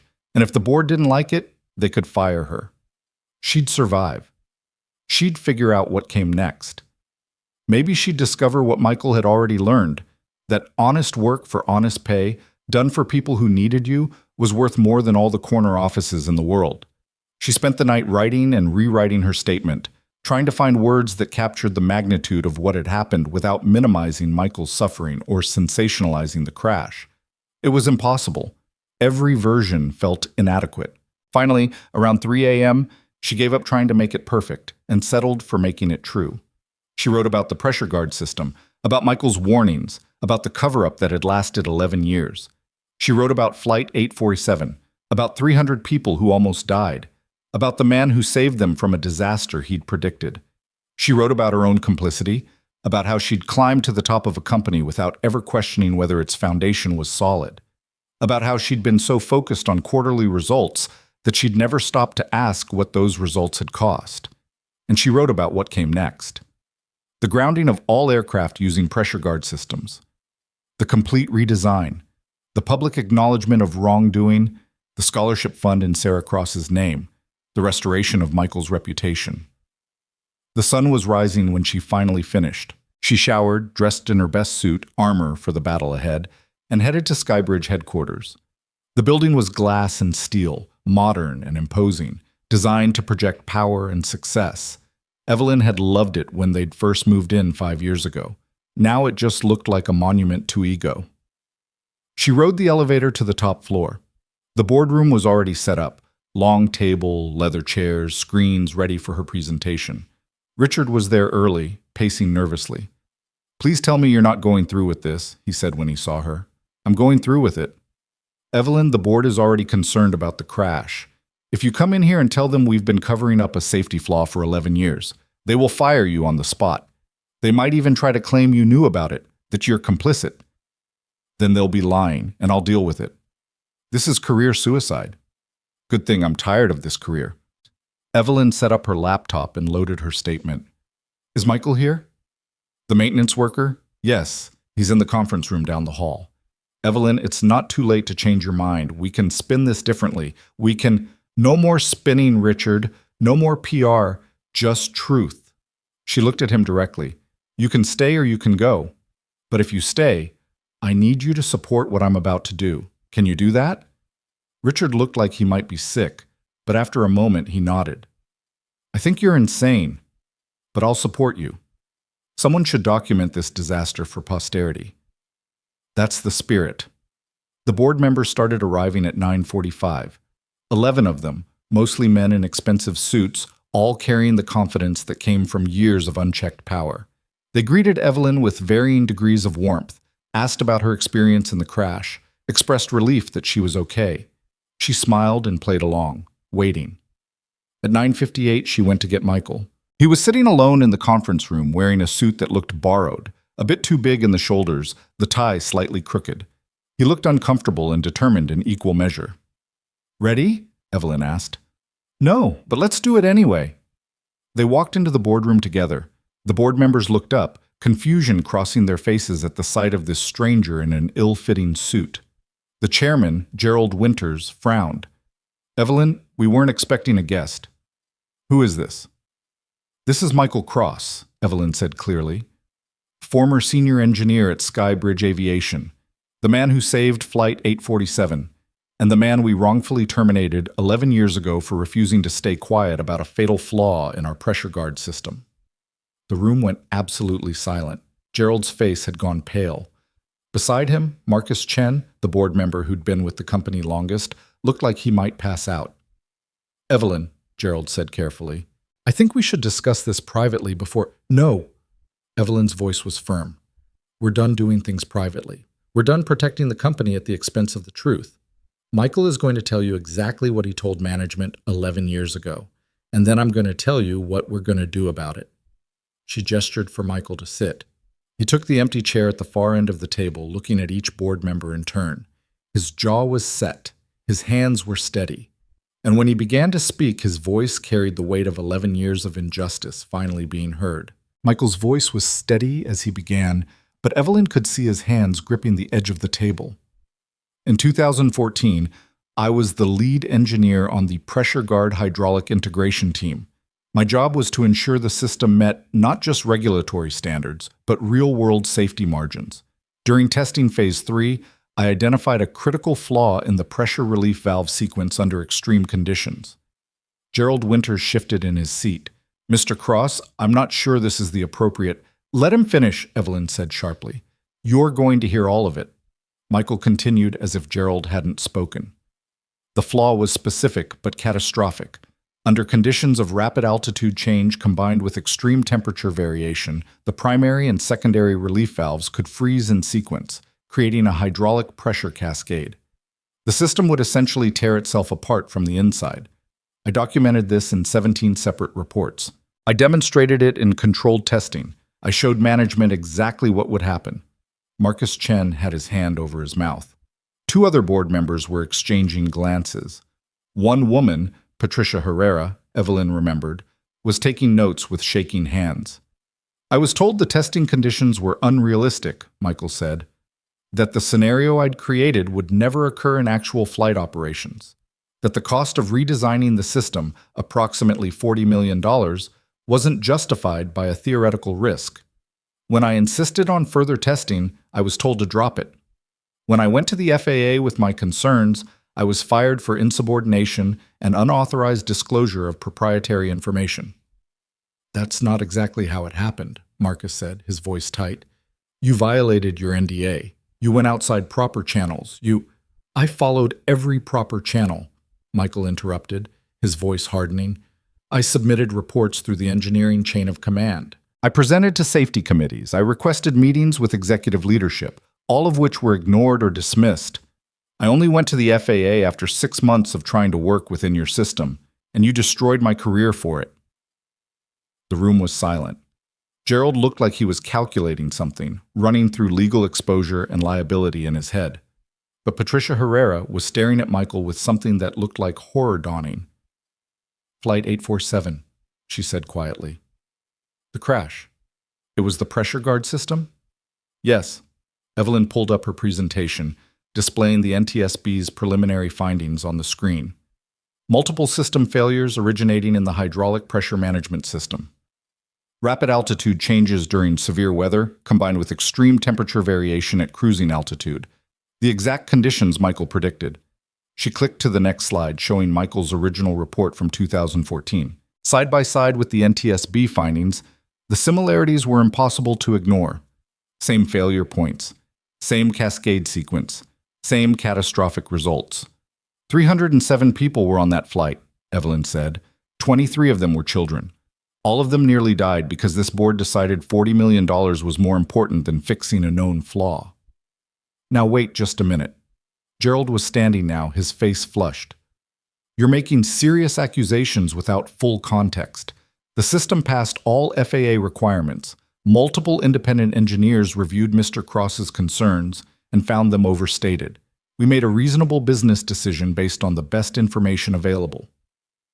"You made a decision based on what was cheapest and most convenient," Michael said. His voice was still controlled, but barely. "And when I wouldn't go along with it, you didn't just fire me. You made sure I couldn't work anywhere else. You contacted Boeing, Lockheed, Airbus, every major aerospace company, and told them I was unstable, that I couldn't be trusted, that hiring me would be a liability. You took away my ability to provide for my family." "That's a serious allegation," Gerald said. "Do you have proof?" Michael pulled a folder from his briefcase. Evelyn hadn't known he was bringing documentation. He slid it across the table to Gerald. "Emails between your VP of HR and hiring managers at 7 different companies. Obtained through discovery in the wrongful termination suit I couldn't afford to finish. You settled for peanuts knowing I was broke, knowing I couldn't keep fighting. But I kept the evidence." Gerald opened the folder. His face went from flushed to pale as he read. He passed pages to Marcus, who went equally pale. The evidence was damning. Deliberate, coordinated sabotage of Michael's career, spelled out in corporate emails that assumed they'd never see daylight. "My wife died 3 years ago," Michael said into the silence. "Cancer. She was a teacher with good insurance through her school district, but the best treatment centers wouldn't take her plan. The experimental therapies that might have saved her cost more than we could afford after you blacklisted me. I watched her die, knowing that if I'd just kept my mouth shut about your faulty system, if I'd just gone along with the lie, she might still be alive." Patricia Herrera had tears on her face. Another board member, James Wu, had his head in his hands. But Gerald was still in damage control mode, his mind clearly working through how to contain this. "Mr. Cross, I'm deeply sorry for your loss," Gerald said with what he probably thought was appropriate sympathy. "But you can't blame your wife's death on business decisions made years earlier. And you certainly can't prove causation between—" "Stop!" Evelyn's voice cut through the boardroom like a blade. "Stop doing that. Stop calculating liability and spinning narrative. A man is telling you that our company destroyed his life, and all you can think about is protecting our legal exposure." "I'm thinking about my fiduciary duty to shareholders," Gerald shot back, "which is what I was elected to do, not to throw the company under the bus for decisions made by previous management." "Previous management that you were part of," Evelyn reminded him. "You've been on this board for 15 years, Gerald. You were here when Michael was fired. You were part of the decision to bury his warnings." Gerald's jaw tightened. "What exactly are you proposing, Evelyn? That we admit liability for a crash that happened 3 days ago? That we expose ourselves to massive lawsuits? That we destroy shareholder value to assuage your conscience?" "I'm proposing we tell the truth." Evelyn clicked to her next slide, showing the plan she'd outlined at 3 a.m. "We immediately ground all aircraft using pressure guard systems pending complete safety review. We publicly acknowledged that Michael Cross was wrongfully terminated and that his safety concerns were valid. We commit to a full redesign of the system at company expense. and we establish a $5 million scholarship fund in Sarah Cross's name for children of aviation workers. The room erupted. Multiple board members talking over each other, some angry, some shocked. Gerald was shouting something about legal suicide. Marcus was demanding to know if Evelyn had lost her mind. Only Patricia and James were quiet, staring at the presentation like they were seeing the company clearly for the first time. "This will bankrupt us." Gerald finally broke through the noise. "Do you understand that? The lawsuits alone will destroy this company. Every passenger on Flight 847 will sue. Every airline using our systems will demand compensation. Our stock will crater. We'll be finished." "Good," Evelyn said calmly. "If the only way this company survives is by continuing to lie about safety flaws that kill people, then it deserves to be finished." "You can't do this," Marcus said. "You don't have the authority. The board can overrule you. We can remove you as CEO right now." "You can. But Michael and I will still go public with everything.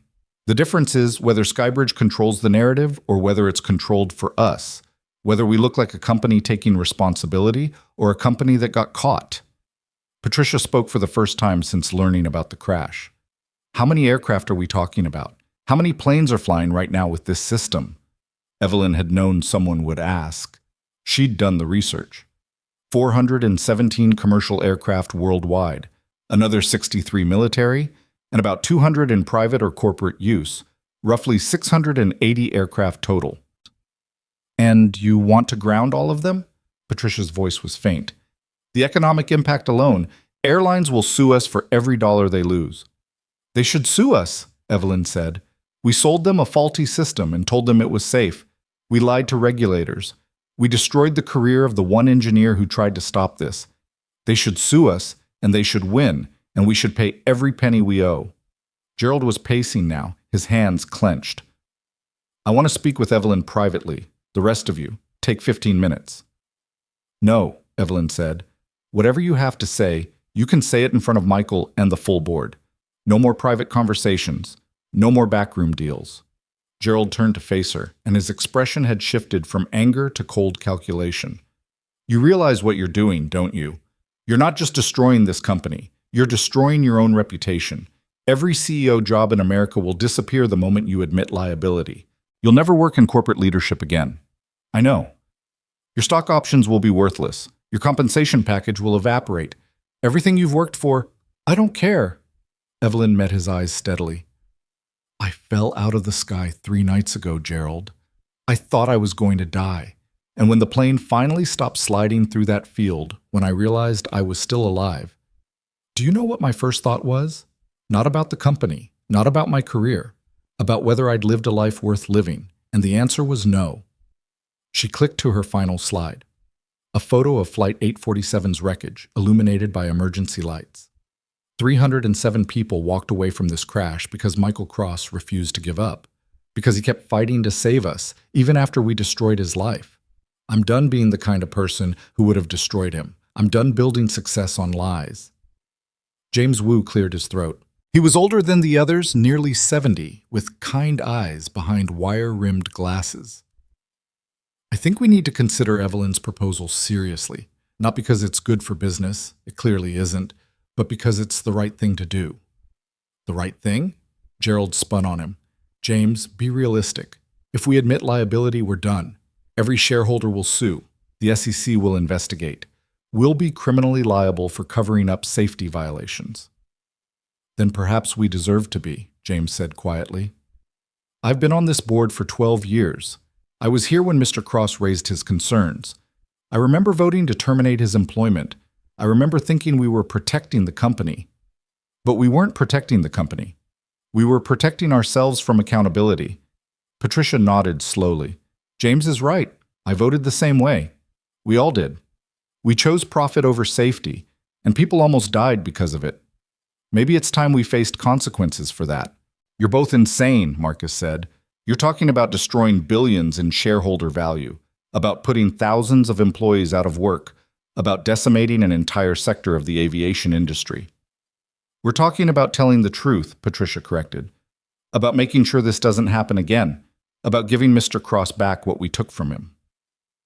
Michael had been silent through this exchange, watching the board members argue over his life like it was a line item in a budget. Now he spoke, and his voice carried a weight that silenced everyone. "I don't want to destroy your company," he said. "I don't want thousands of people to lose their jobs. I just want acknowledgement that I was right and you were wrong, that I paid an enormous price for trying to keep people safe, and I want to make sure the next engineer who sees a problem doesn't face the same choice I did." "That's exactly what will happen if we admit liability," Gerald said. "Every whistleblower will come out of the woodwork claiming we silenced them. Every safety concern ever raised will become ammunition for lawsuits. We'll spend the next decade in court defending ourselves." "Maybe we should," Evelyn said. "Maybe that's what accountability looks like. Not a press release and a settlement, but actual consequences for actual harm." Gerald stared at her for a long moment. Then he turned to the rest of the board. "I'm calling for a vote. All in favor of removing Evelyn Hart as CEO effective immediately?"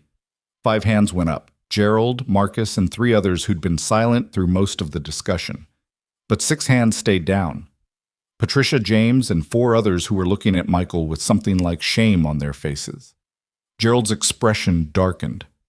"This isn't over, Evelyn. Even if you remain CEO, I'll fight this every step.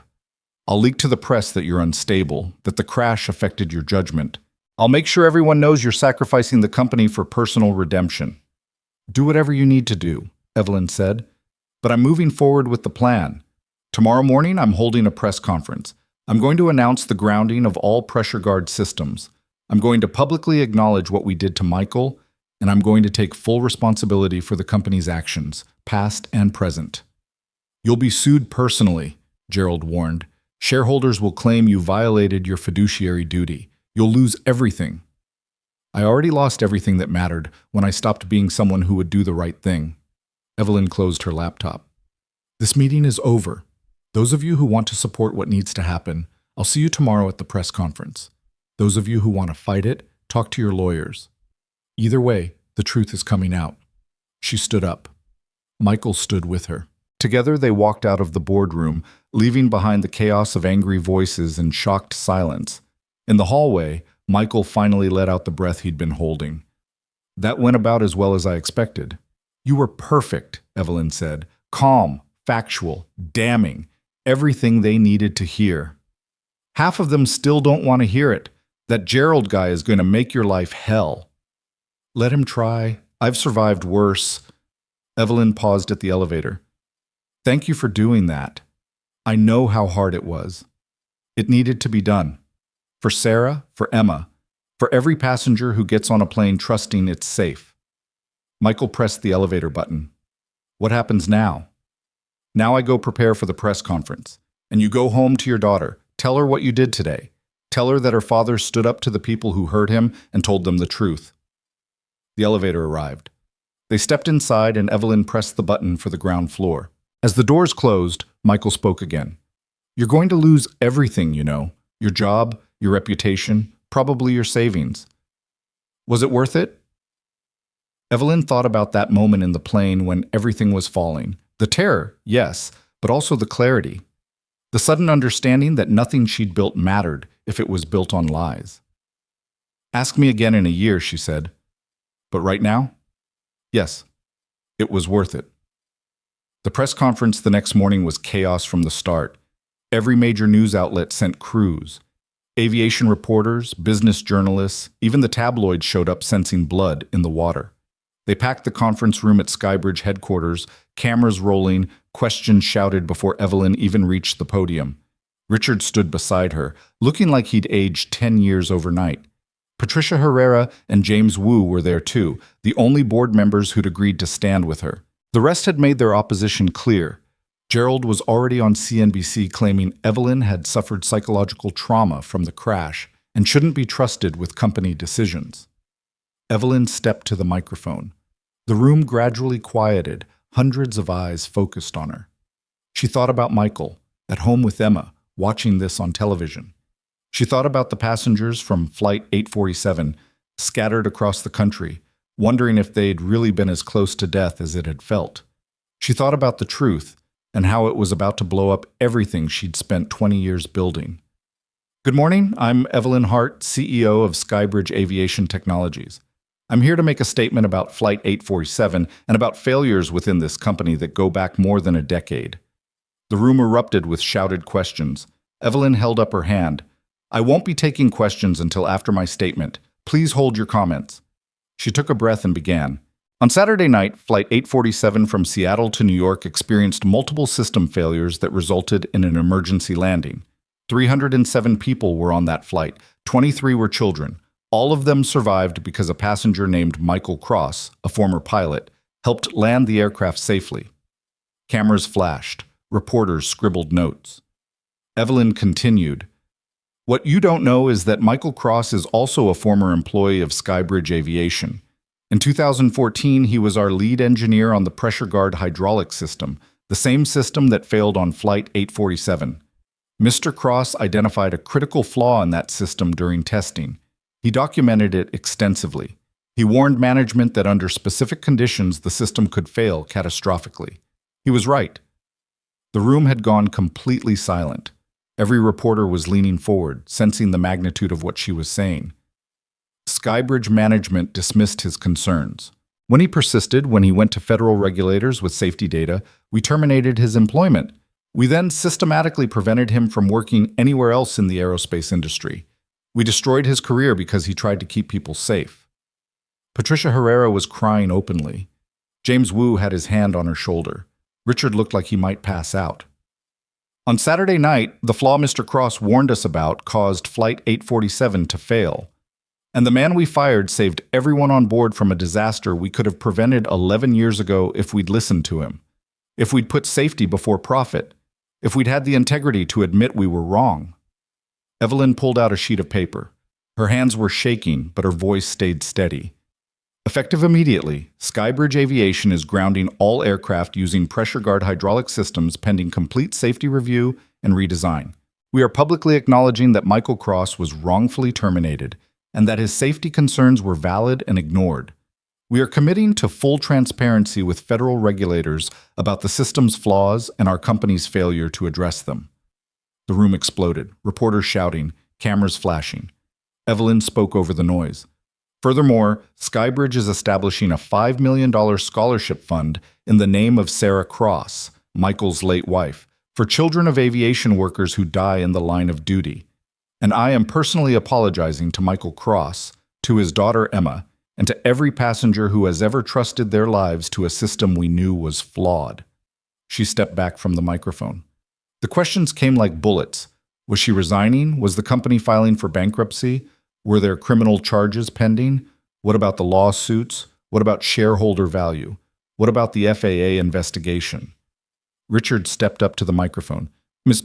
Hart will not be taking questions at this time. We'll release a full written statement within the hour. Thank you.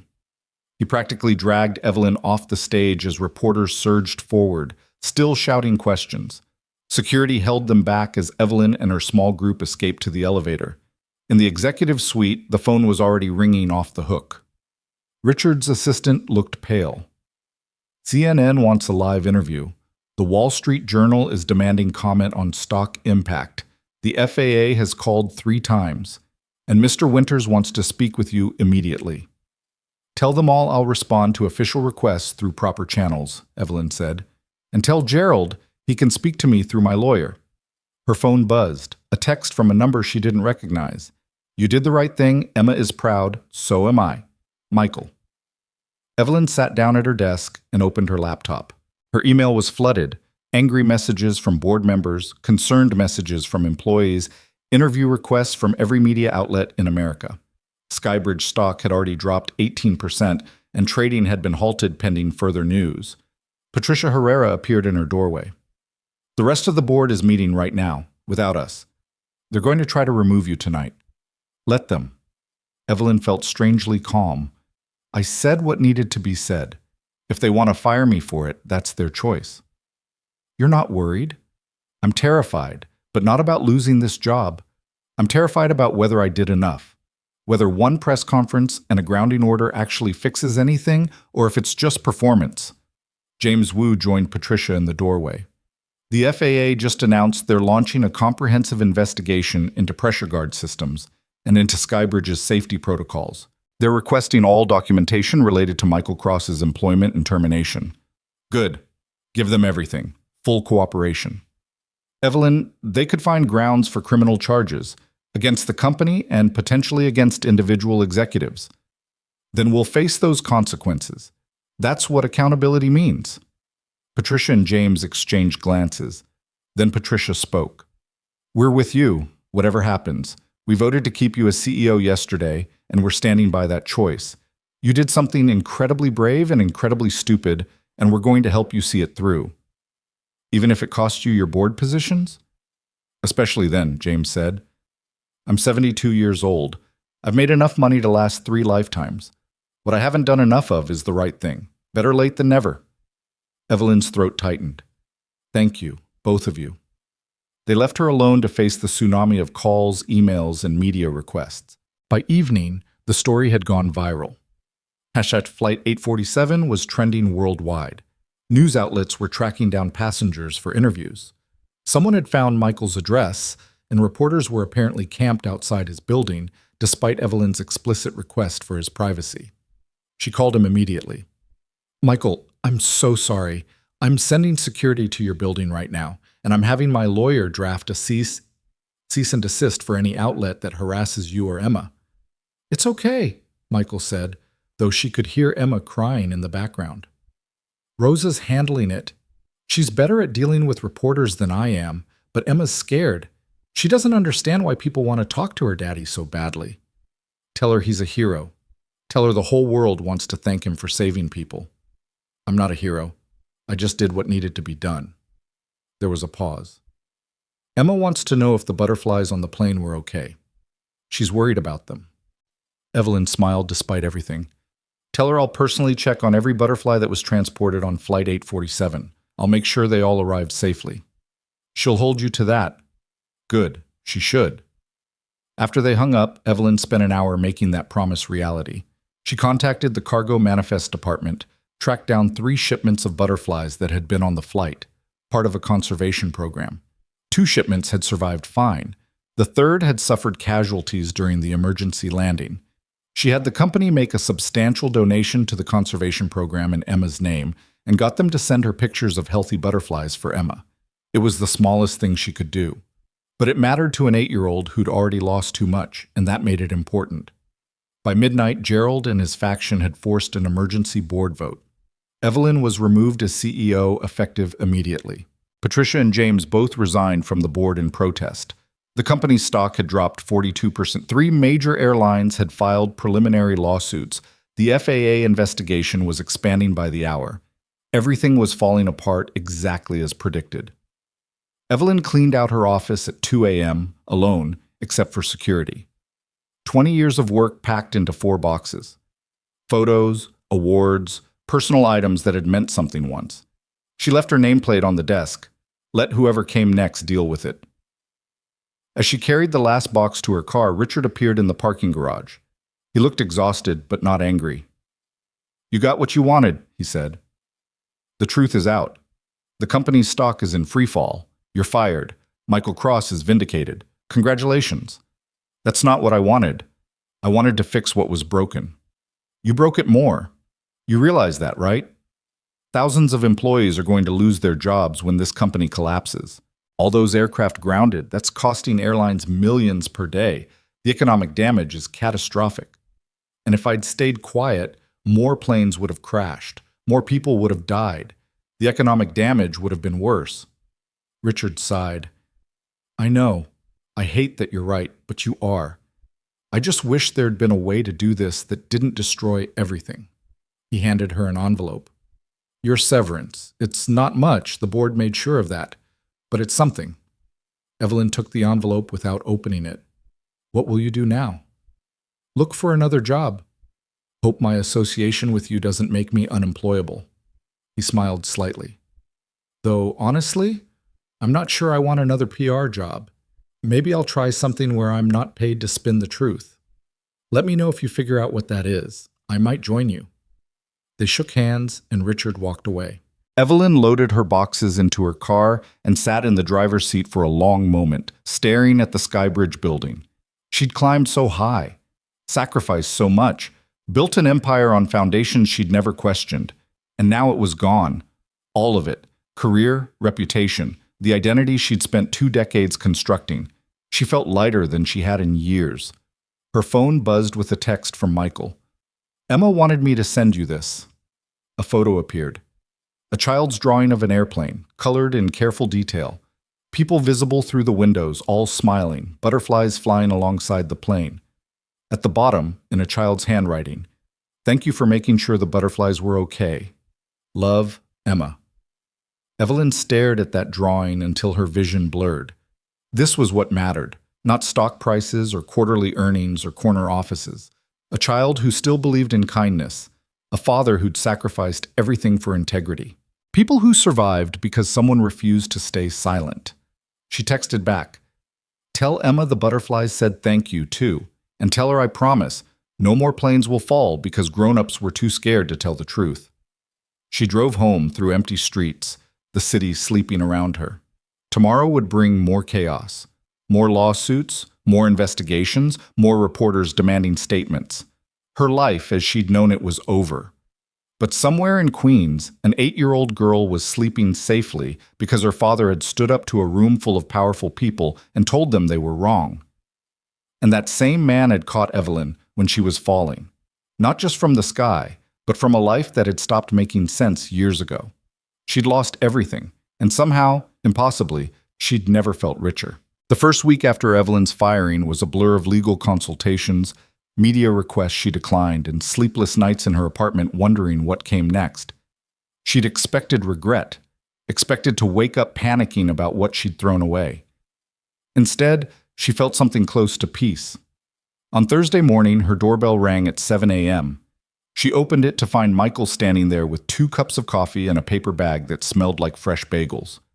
"You look terrible," he said. "Thanks. Come in." He followed her into the apartment, taking in the half-packed boxes and the general chaos of someone whose life had just imploded. "Eating okay?" "Define okay." He set the coffee and bagels on her kitchen counter. "Rosa sent food. She's convinced you're starving yourself. She does this whenever someone's going through something, shows up with enough food to feed an army."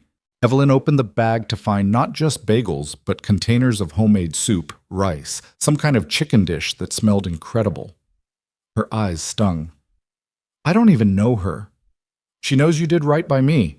That's enough for Rosa." Michael handed her a coffee. "Also, Emma made you something." He pulled out a folded piece of paper. Another drawing, this one showing 2 stick figures, one tall, one short, standing next to a butterfly garden. Labels in careful printing identified them as Ms. Evelyn and Emma. At the top, "When you are sad, remember butterflies." "She knows I got fired?" "She knows you did something brave that made some people angry. She wanted you to know she thinks you're cool." Michael smiled slightly.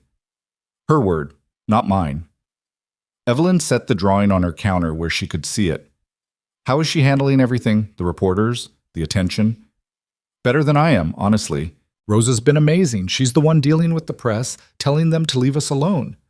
Emma thinks the whole thing is exciting. She told her class her daddy was a hero who saved a plane, and now she's the most popular kid at school." He paused. "Which is good, I guess. Though I worry about her thinking fame is something to aspire to. It's not the fame she's excited about. It's having her father recognized for who he really is. That's different." They sat at her small kitchen table, eating bagels while morning light filtered through the windows. It felt strange and normal at the same time, having breakfast with someone who'd been a stranger 2 weeks ago. Someone who'd saved her life and then watched her burn down her career trying to make things right. "The FAA investigation is expanding," Michael said. "They called me yesterday. Want me to testify about everything, the original testing, the warnings I filed, what happened on Flight 847. They're talking about criminal charges against former executives. How do you feel about that?" "Honestly, tired. I'm tired of reliving it. But if testifying means other engineers won't face what I did, then it's worth it." He looked at her directly. "What about you? Any regrets yet?" "Not about telling the truth. Maybe about the timing, the approach. I could have been more strategic, found a way to fix things without destroying the company entirely." You think the company can be saved? I don't know, probably not in its current form. But maybe that's okay. Maybe some things need to burn down before they can be rebuilt properly. Michael was quiet for a moment. I got a call from Boeing yesterday, and from Lockheed Martin, and from 3 other aerospace companies I applied to 15 times over the past decade. Suddenly, everyone wants the engineer they wouldn't touch 11 years ago. Are you going to take any of them? No. He said it with absolute certainty. I'm done with that world. It took everything from me once. I won't give it a second chance. But you love engineering. I could see it when you talked about the system failures, about how things should have been designed. That passion doesn't just disappear. It didn't disappear. It just found a different outlet. Michael finished his coffee. I'm good at maintenance work. I solve problems, keep systems running, help people. That's engineering too, just on a smaller scale. And it lets me be home for Emma. That's worth more than any aerospace job. Evelyn understood that in a way she wouldn't have 2 weeks ago. The idea that small, honest work mattered more than prestigious positions. That being present for the people you loved was success of a different, more important kind. What about you? Michael asked. What's next for Evelyn Hart, former CEO? I have no idea. Every executive recruiter in America has blacklisted me. No company wants to hire the CEO who admitted her company's failures and destroyed billions in shareholder value. She smiled without humor. Turns out, integrity is a career killer. So do something else. Something that doesn't require corporate approval. Like what? I don't know, but you're smart, determined, and you just proved you're willing to sacrifice everything for what's right. That's a pretty good foundation. He stood up to leave. Rosa's having dinner on Sunday. She wants you to come. Fair warning. She'll feed you until you can't move, and she'll ask intrusive questions about your personal life. But she makes the best adobo you'll ever taste. I'd like that. Thank you. After Michael left, Evelyn sat with Emma's drawing and thought about foundations. What she wanted to build next. What mattered now that all the things she'd thought mattered had been stripped away. Her phone rang, an unknown number. She almost didn't answer, but something made her pick up. Ms. Hart? This is Daniel Yoshida. I'm an attorney representing a group of Flight 847 passengers who are filing a class action lawsuit against Skybridge Aviation. Evelyn's stomach dropped. I see. We'd like to depose you as part of our discovery process. You made statements acknowledging the company's negligence, and we need your testimony about... I'll testify, Evelyn interrupted. Whatever you need.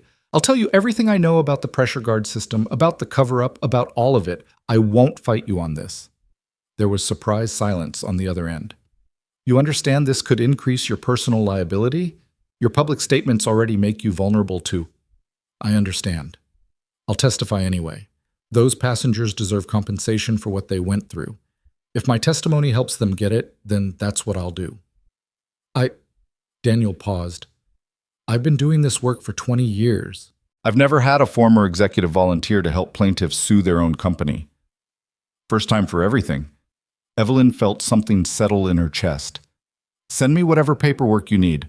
I'll cooperate fully. She spent the rest of the day reaching out to other passengers from Flight 847. She had their contact information from the airline's Survivor Coordination Program. One by one, she called them. Apologized, explained what the company had done and what she was trying to do now. Offered to help with their lawsuits, their trauma counseling, whatever they needed. Most were shocked to hear from her, some were angry, a few hung up immediately, but many listened, and some, like the woman who'd sat across the aisle from Michael, the one he'd helped with her oxygen mask, thanked her for telling the truth. I have nightmares every night, the woman said. Her name was Margaret Chen. Evelyn learned. 73 years old, flying to visit her grandchildren. I wake up feeling like I'm falling. My doctor says it's PTSD, but knowing what really happened, knowing someone's taking responsibility, it helps. Not much, but a little. I'm so sorry you went through that. That any of us did. That young man who helped me with my mask, Michael something. I've been trying to find him to say thank you. Do you know how I could reach him? Evelyn promised to pass along the message. She added Margaret to a growing list of passengers who wanted to thank Michael personally. He wouldn't welcome the attention, she knew. But maybe he needed to hear from the people he'd saved, needed to see that his sacrifice, both 11 years ago and last week, had mattered. Over the next few days, a pattern emerged. Passengers reaching out to each other, forming connections born from shared trauma. Someone created a Flight 847 survivors group online, and within 48 hours, it had over 200 members. They shared stories, resources for therapy, photos from that night.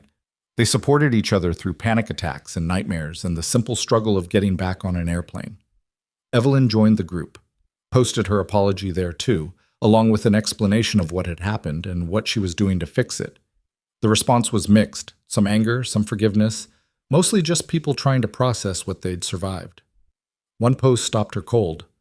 A young mother named Jessica Torres had written, "I keep thinking about how close my daughter came to growing up without a mother. She's 3.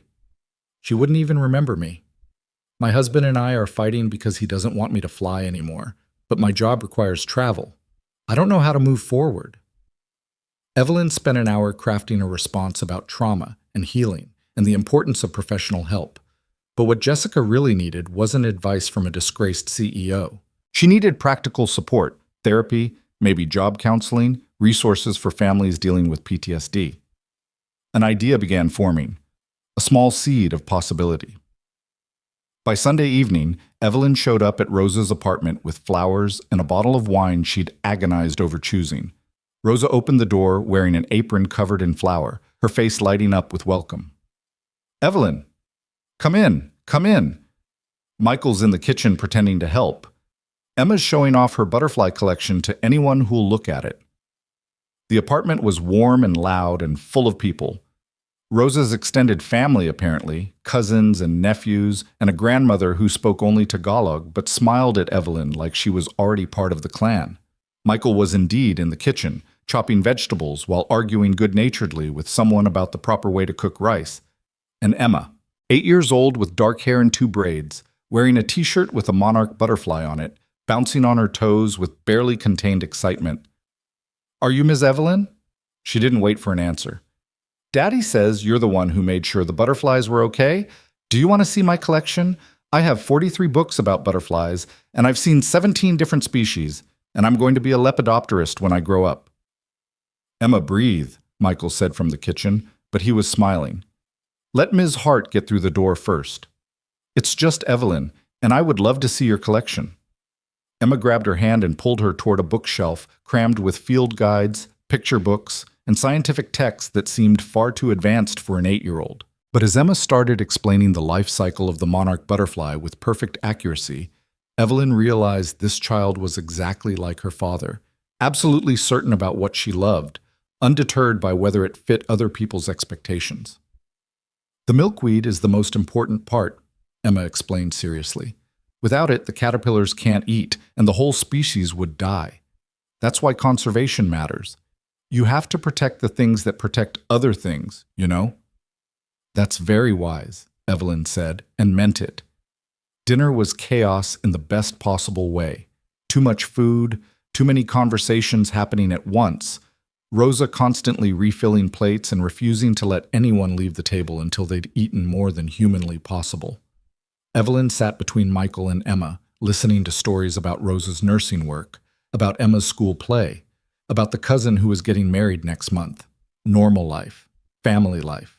The kind Evelyn had sacrificed for conference calls and board meetings, and the relentless climb toward more. After dinner, after Emma had been put to bed despite her protests that she wasn't tired, after the extended family had gone home, Evelyn helped Rosa and Michael clean up. They worked in comfortable silence, washing dishes and putting away leftovers.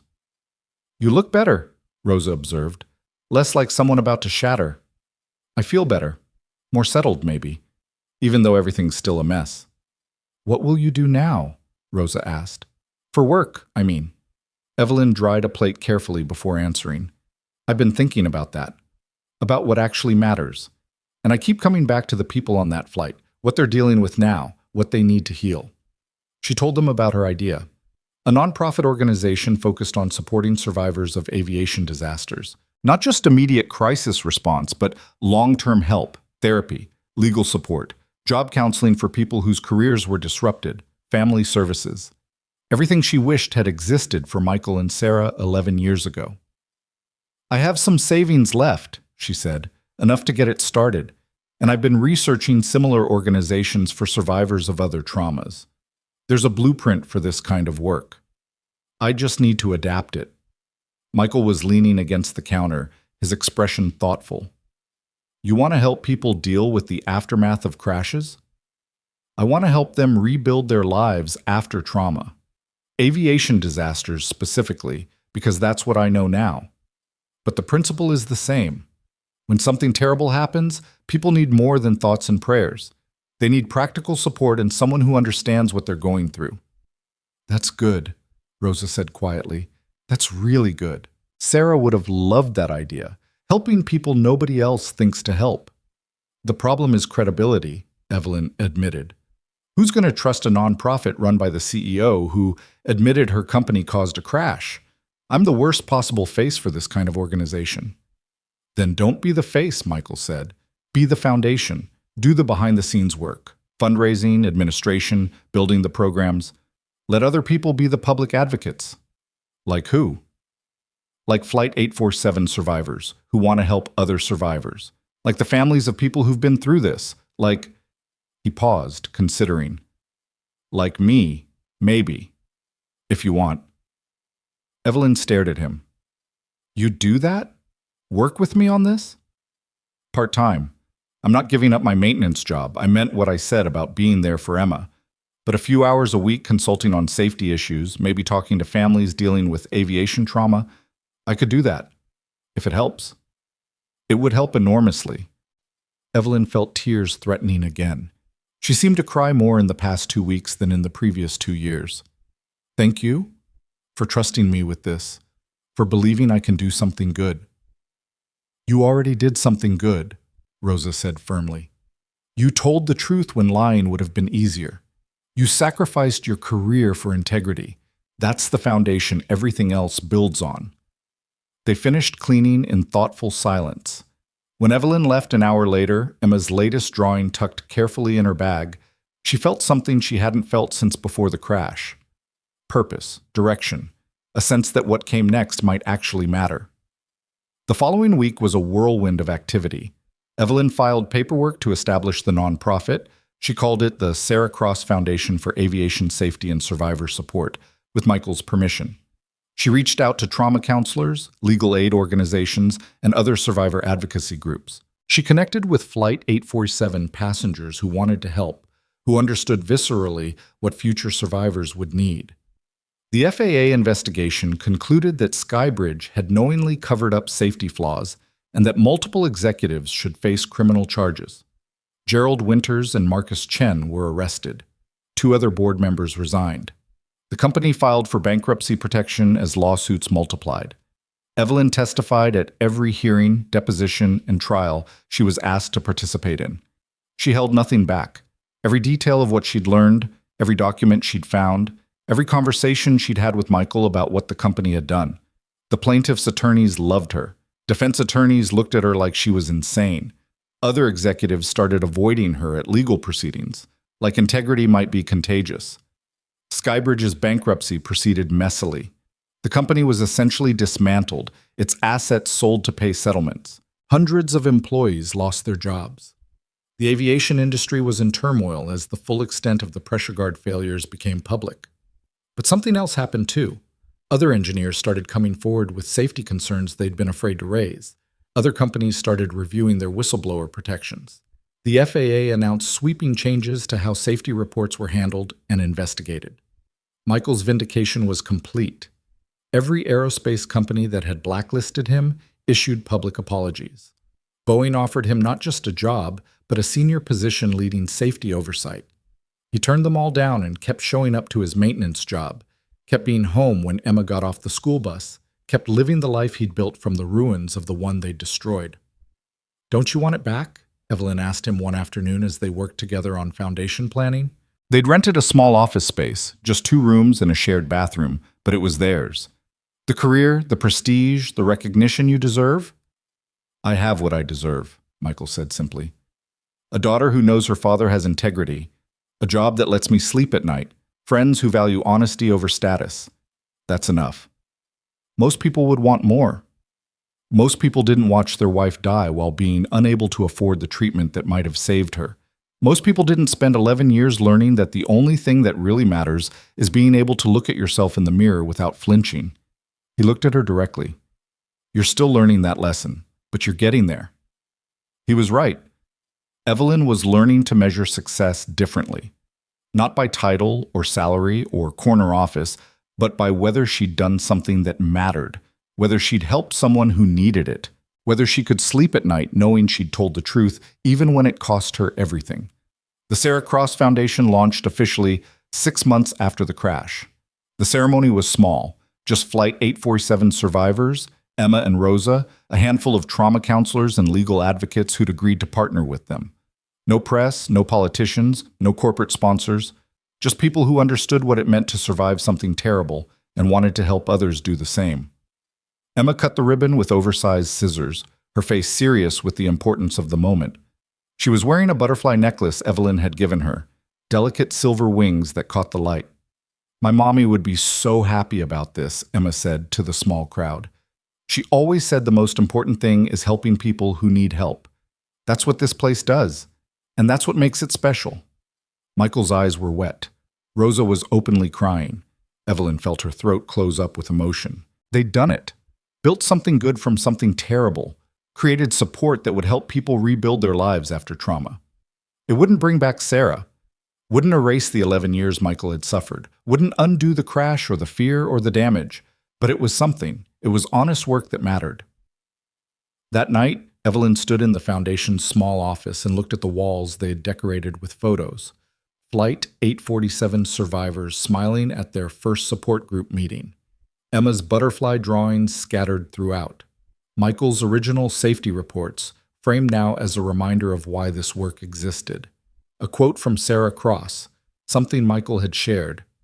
Every person deserves someone fighting for them, especially when the fight seems impossible. Her phone buzzed.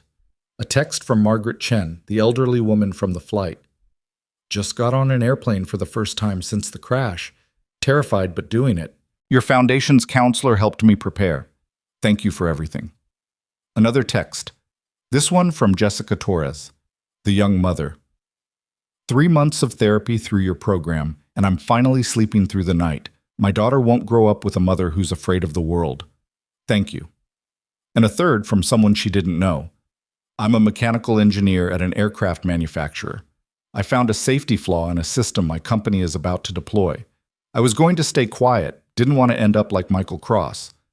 But then I read about the foundation and what you both did, and I realized staying quiet makes me complicit. I'm filing a report tomorrow. Thank you for showing me what courage looks like. Evelyn read that last message 3 times, her vision blurring. This was it. This was the thing that mattered more than any corner office or CEO title. Some engineer she'd never meet was going to speak up about a safety flaw because Michael had spoken up and paid the price, and she'd amplified his truth. People wouldn't die because that engineer stayed silent. Families wouldn't be destroyed. Children wouldn't lose parents. All because a tired single father had refused to compromise his integrity 11 years ago. Because he'd stood up in a falling plane and refused to let everyone die. Because he'd walked into a boardroom full of people who'd destroyed him and told them the truth anyway. And because Evelyn had finally woken up, literally on his shoulder, and realized that the life she'd built was hollow at its core. A year after the crash, Flight 847 survivors held a memorial service at the crash site. The farmer who owned the field had agreed to let them place a monument, a simple stone marker that read, Flight 847, all souls survived. May we remember that truth matters more than comfort. Evelyn stood with Michael and Emma, surrounded by passengers she'd come to know as friends. The co-pilot was there, recovered from his injuries and flying again. Flight attendants who still had nightmares but showed up to help other trauma survivors. People who'd been strangers that terrible night, but were bonded now by shared survival. Margaret Chen approached with her grandchildren. I wanted them to meet the people who saved their grandmother's life, to understand that heroes aren't just in movies. The children stared at Michael with appropriate awe. He crouched down to their level, smiling. You know what real heroism is? It's your grandmother getting back on an airplane even though she was scared. It's choosing to keep living instead of letting fear win. That's the bravest thing anyone can do. But you saved the plane, the oldest child said. I helped land it. But your grandmother saved herself by being brave enough to fly again. That's harder than anything I did. Emma tugged on Evelyn's sleeve. Can I show them the butterflies? There's a whole field of them over there. Go ahead, sweetheart. Emma led the children away toward a meadow where monarchs were feeding on wildflowers. Their laughter drifted back across the field. She's amazing, Margaret said. You both raised a beautiful soul. That was all Sarah, Michael said quietly. I'm just trying not to mess up what she started. You're doing fine, Margaret assured him. Then she turned to Evelyn. And you. My son is an engineer. He was facing a choice about whether to report a problem at his company. He was scared of retaliation. I told him about what you did, how you lost everything by telling the truth but gained something more important. He filed his report. His company is fixing the problem. That's because of you. After the ceremony, after most people had left, Evelyn and Michael stood together looking at the monument. Do you regret it? Michael asked. Everything you gave up?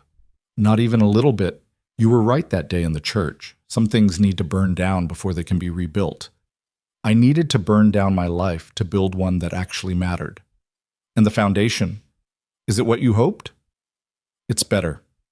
We helped 64 families last month, provided therapy, legal support, financial counseling, connected survivors with each other. That's 64 families whose lives are better because we exist. She paused. One of them sent me a letter, said our counselor helped her daughter talk about what happened on their flight. The daughter had stopped speaking after the crash, traumatic mutism. 3 months of therapy and she's talking again. Michael, we gave a child her voice back. That's good, he said simply. That's really good. Emma ran back toward them, breathless and excited. The monarchs are migrating. There must be hundreds of them. Come see. They followed her to the meadow where butterflies filled the air like living confetti, their orange and black wings catching the afternoon sun. Emma stood in the middle of them, arms outstretched, face turned up toward the sky. This is what Mommy wanted, she said, for people to protect each other. Like the butterflies protect the flowers by spreading pollen, and the flowers protect the butterflies by giving them food. Everything connected, everything helping. Michael looked at his daughter with such profound love that Evelyn had to look away. This was what she'd almost destroyed. This family, this child, this man who'd sacrificed everything for integrity and had somehow emerged stronger for it. Thank you, she said quietly. For what? For letting me sleep on your shoulder, for saving the plane, for giving me a chance to make things right, for trusting me enough to build something good together, for... Her voice broke. For showing me what actually matters. Michael was quiet for a moment, watching Emma chase butterflies. You know what I've learned? Falling doesn't kill you. It's the landing that matters, and how you get back up afterward. That's very wise. I've had a lot of time to think about it. He smiled slightly. The plane fell, but we landed. Everyone survived, and now we're helping other people land safely when their worlds fall apart. That's not a bad outcome from a catastrophe. It's a beautiful outcome. They stood together in the meadow, watching Emma and the butterflies, the sun warm on their faces. A year ago, Evelyn had been a CEO who dismissed maintenance workers and measured life in quarterly reports.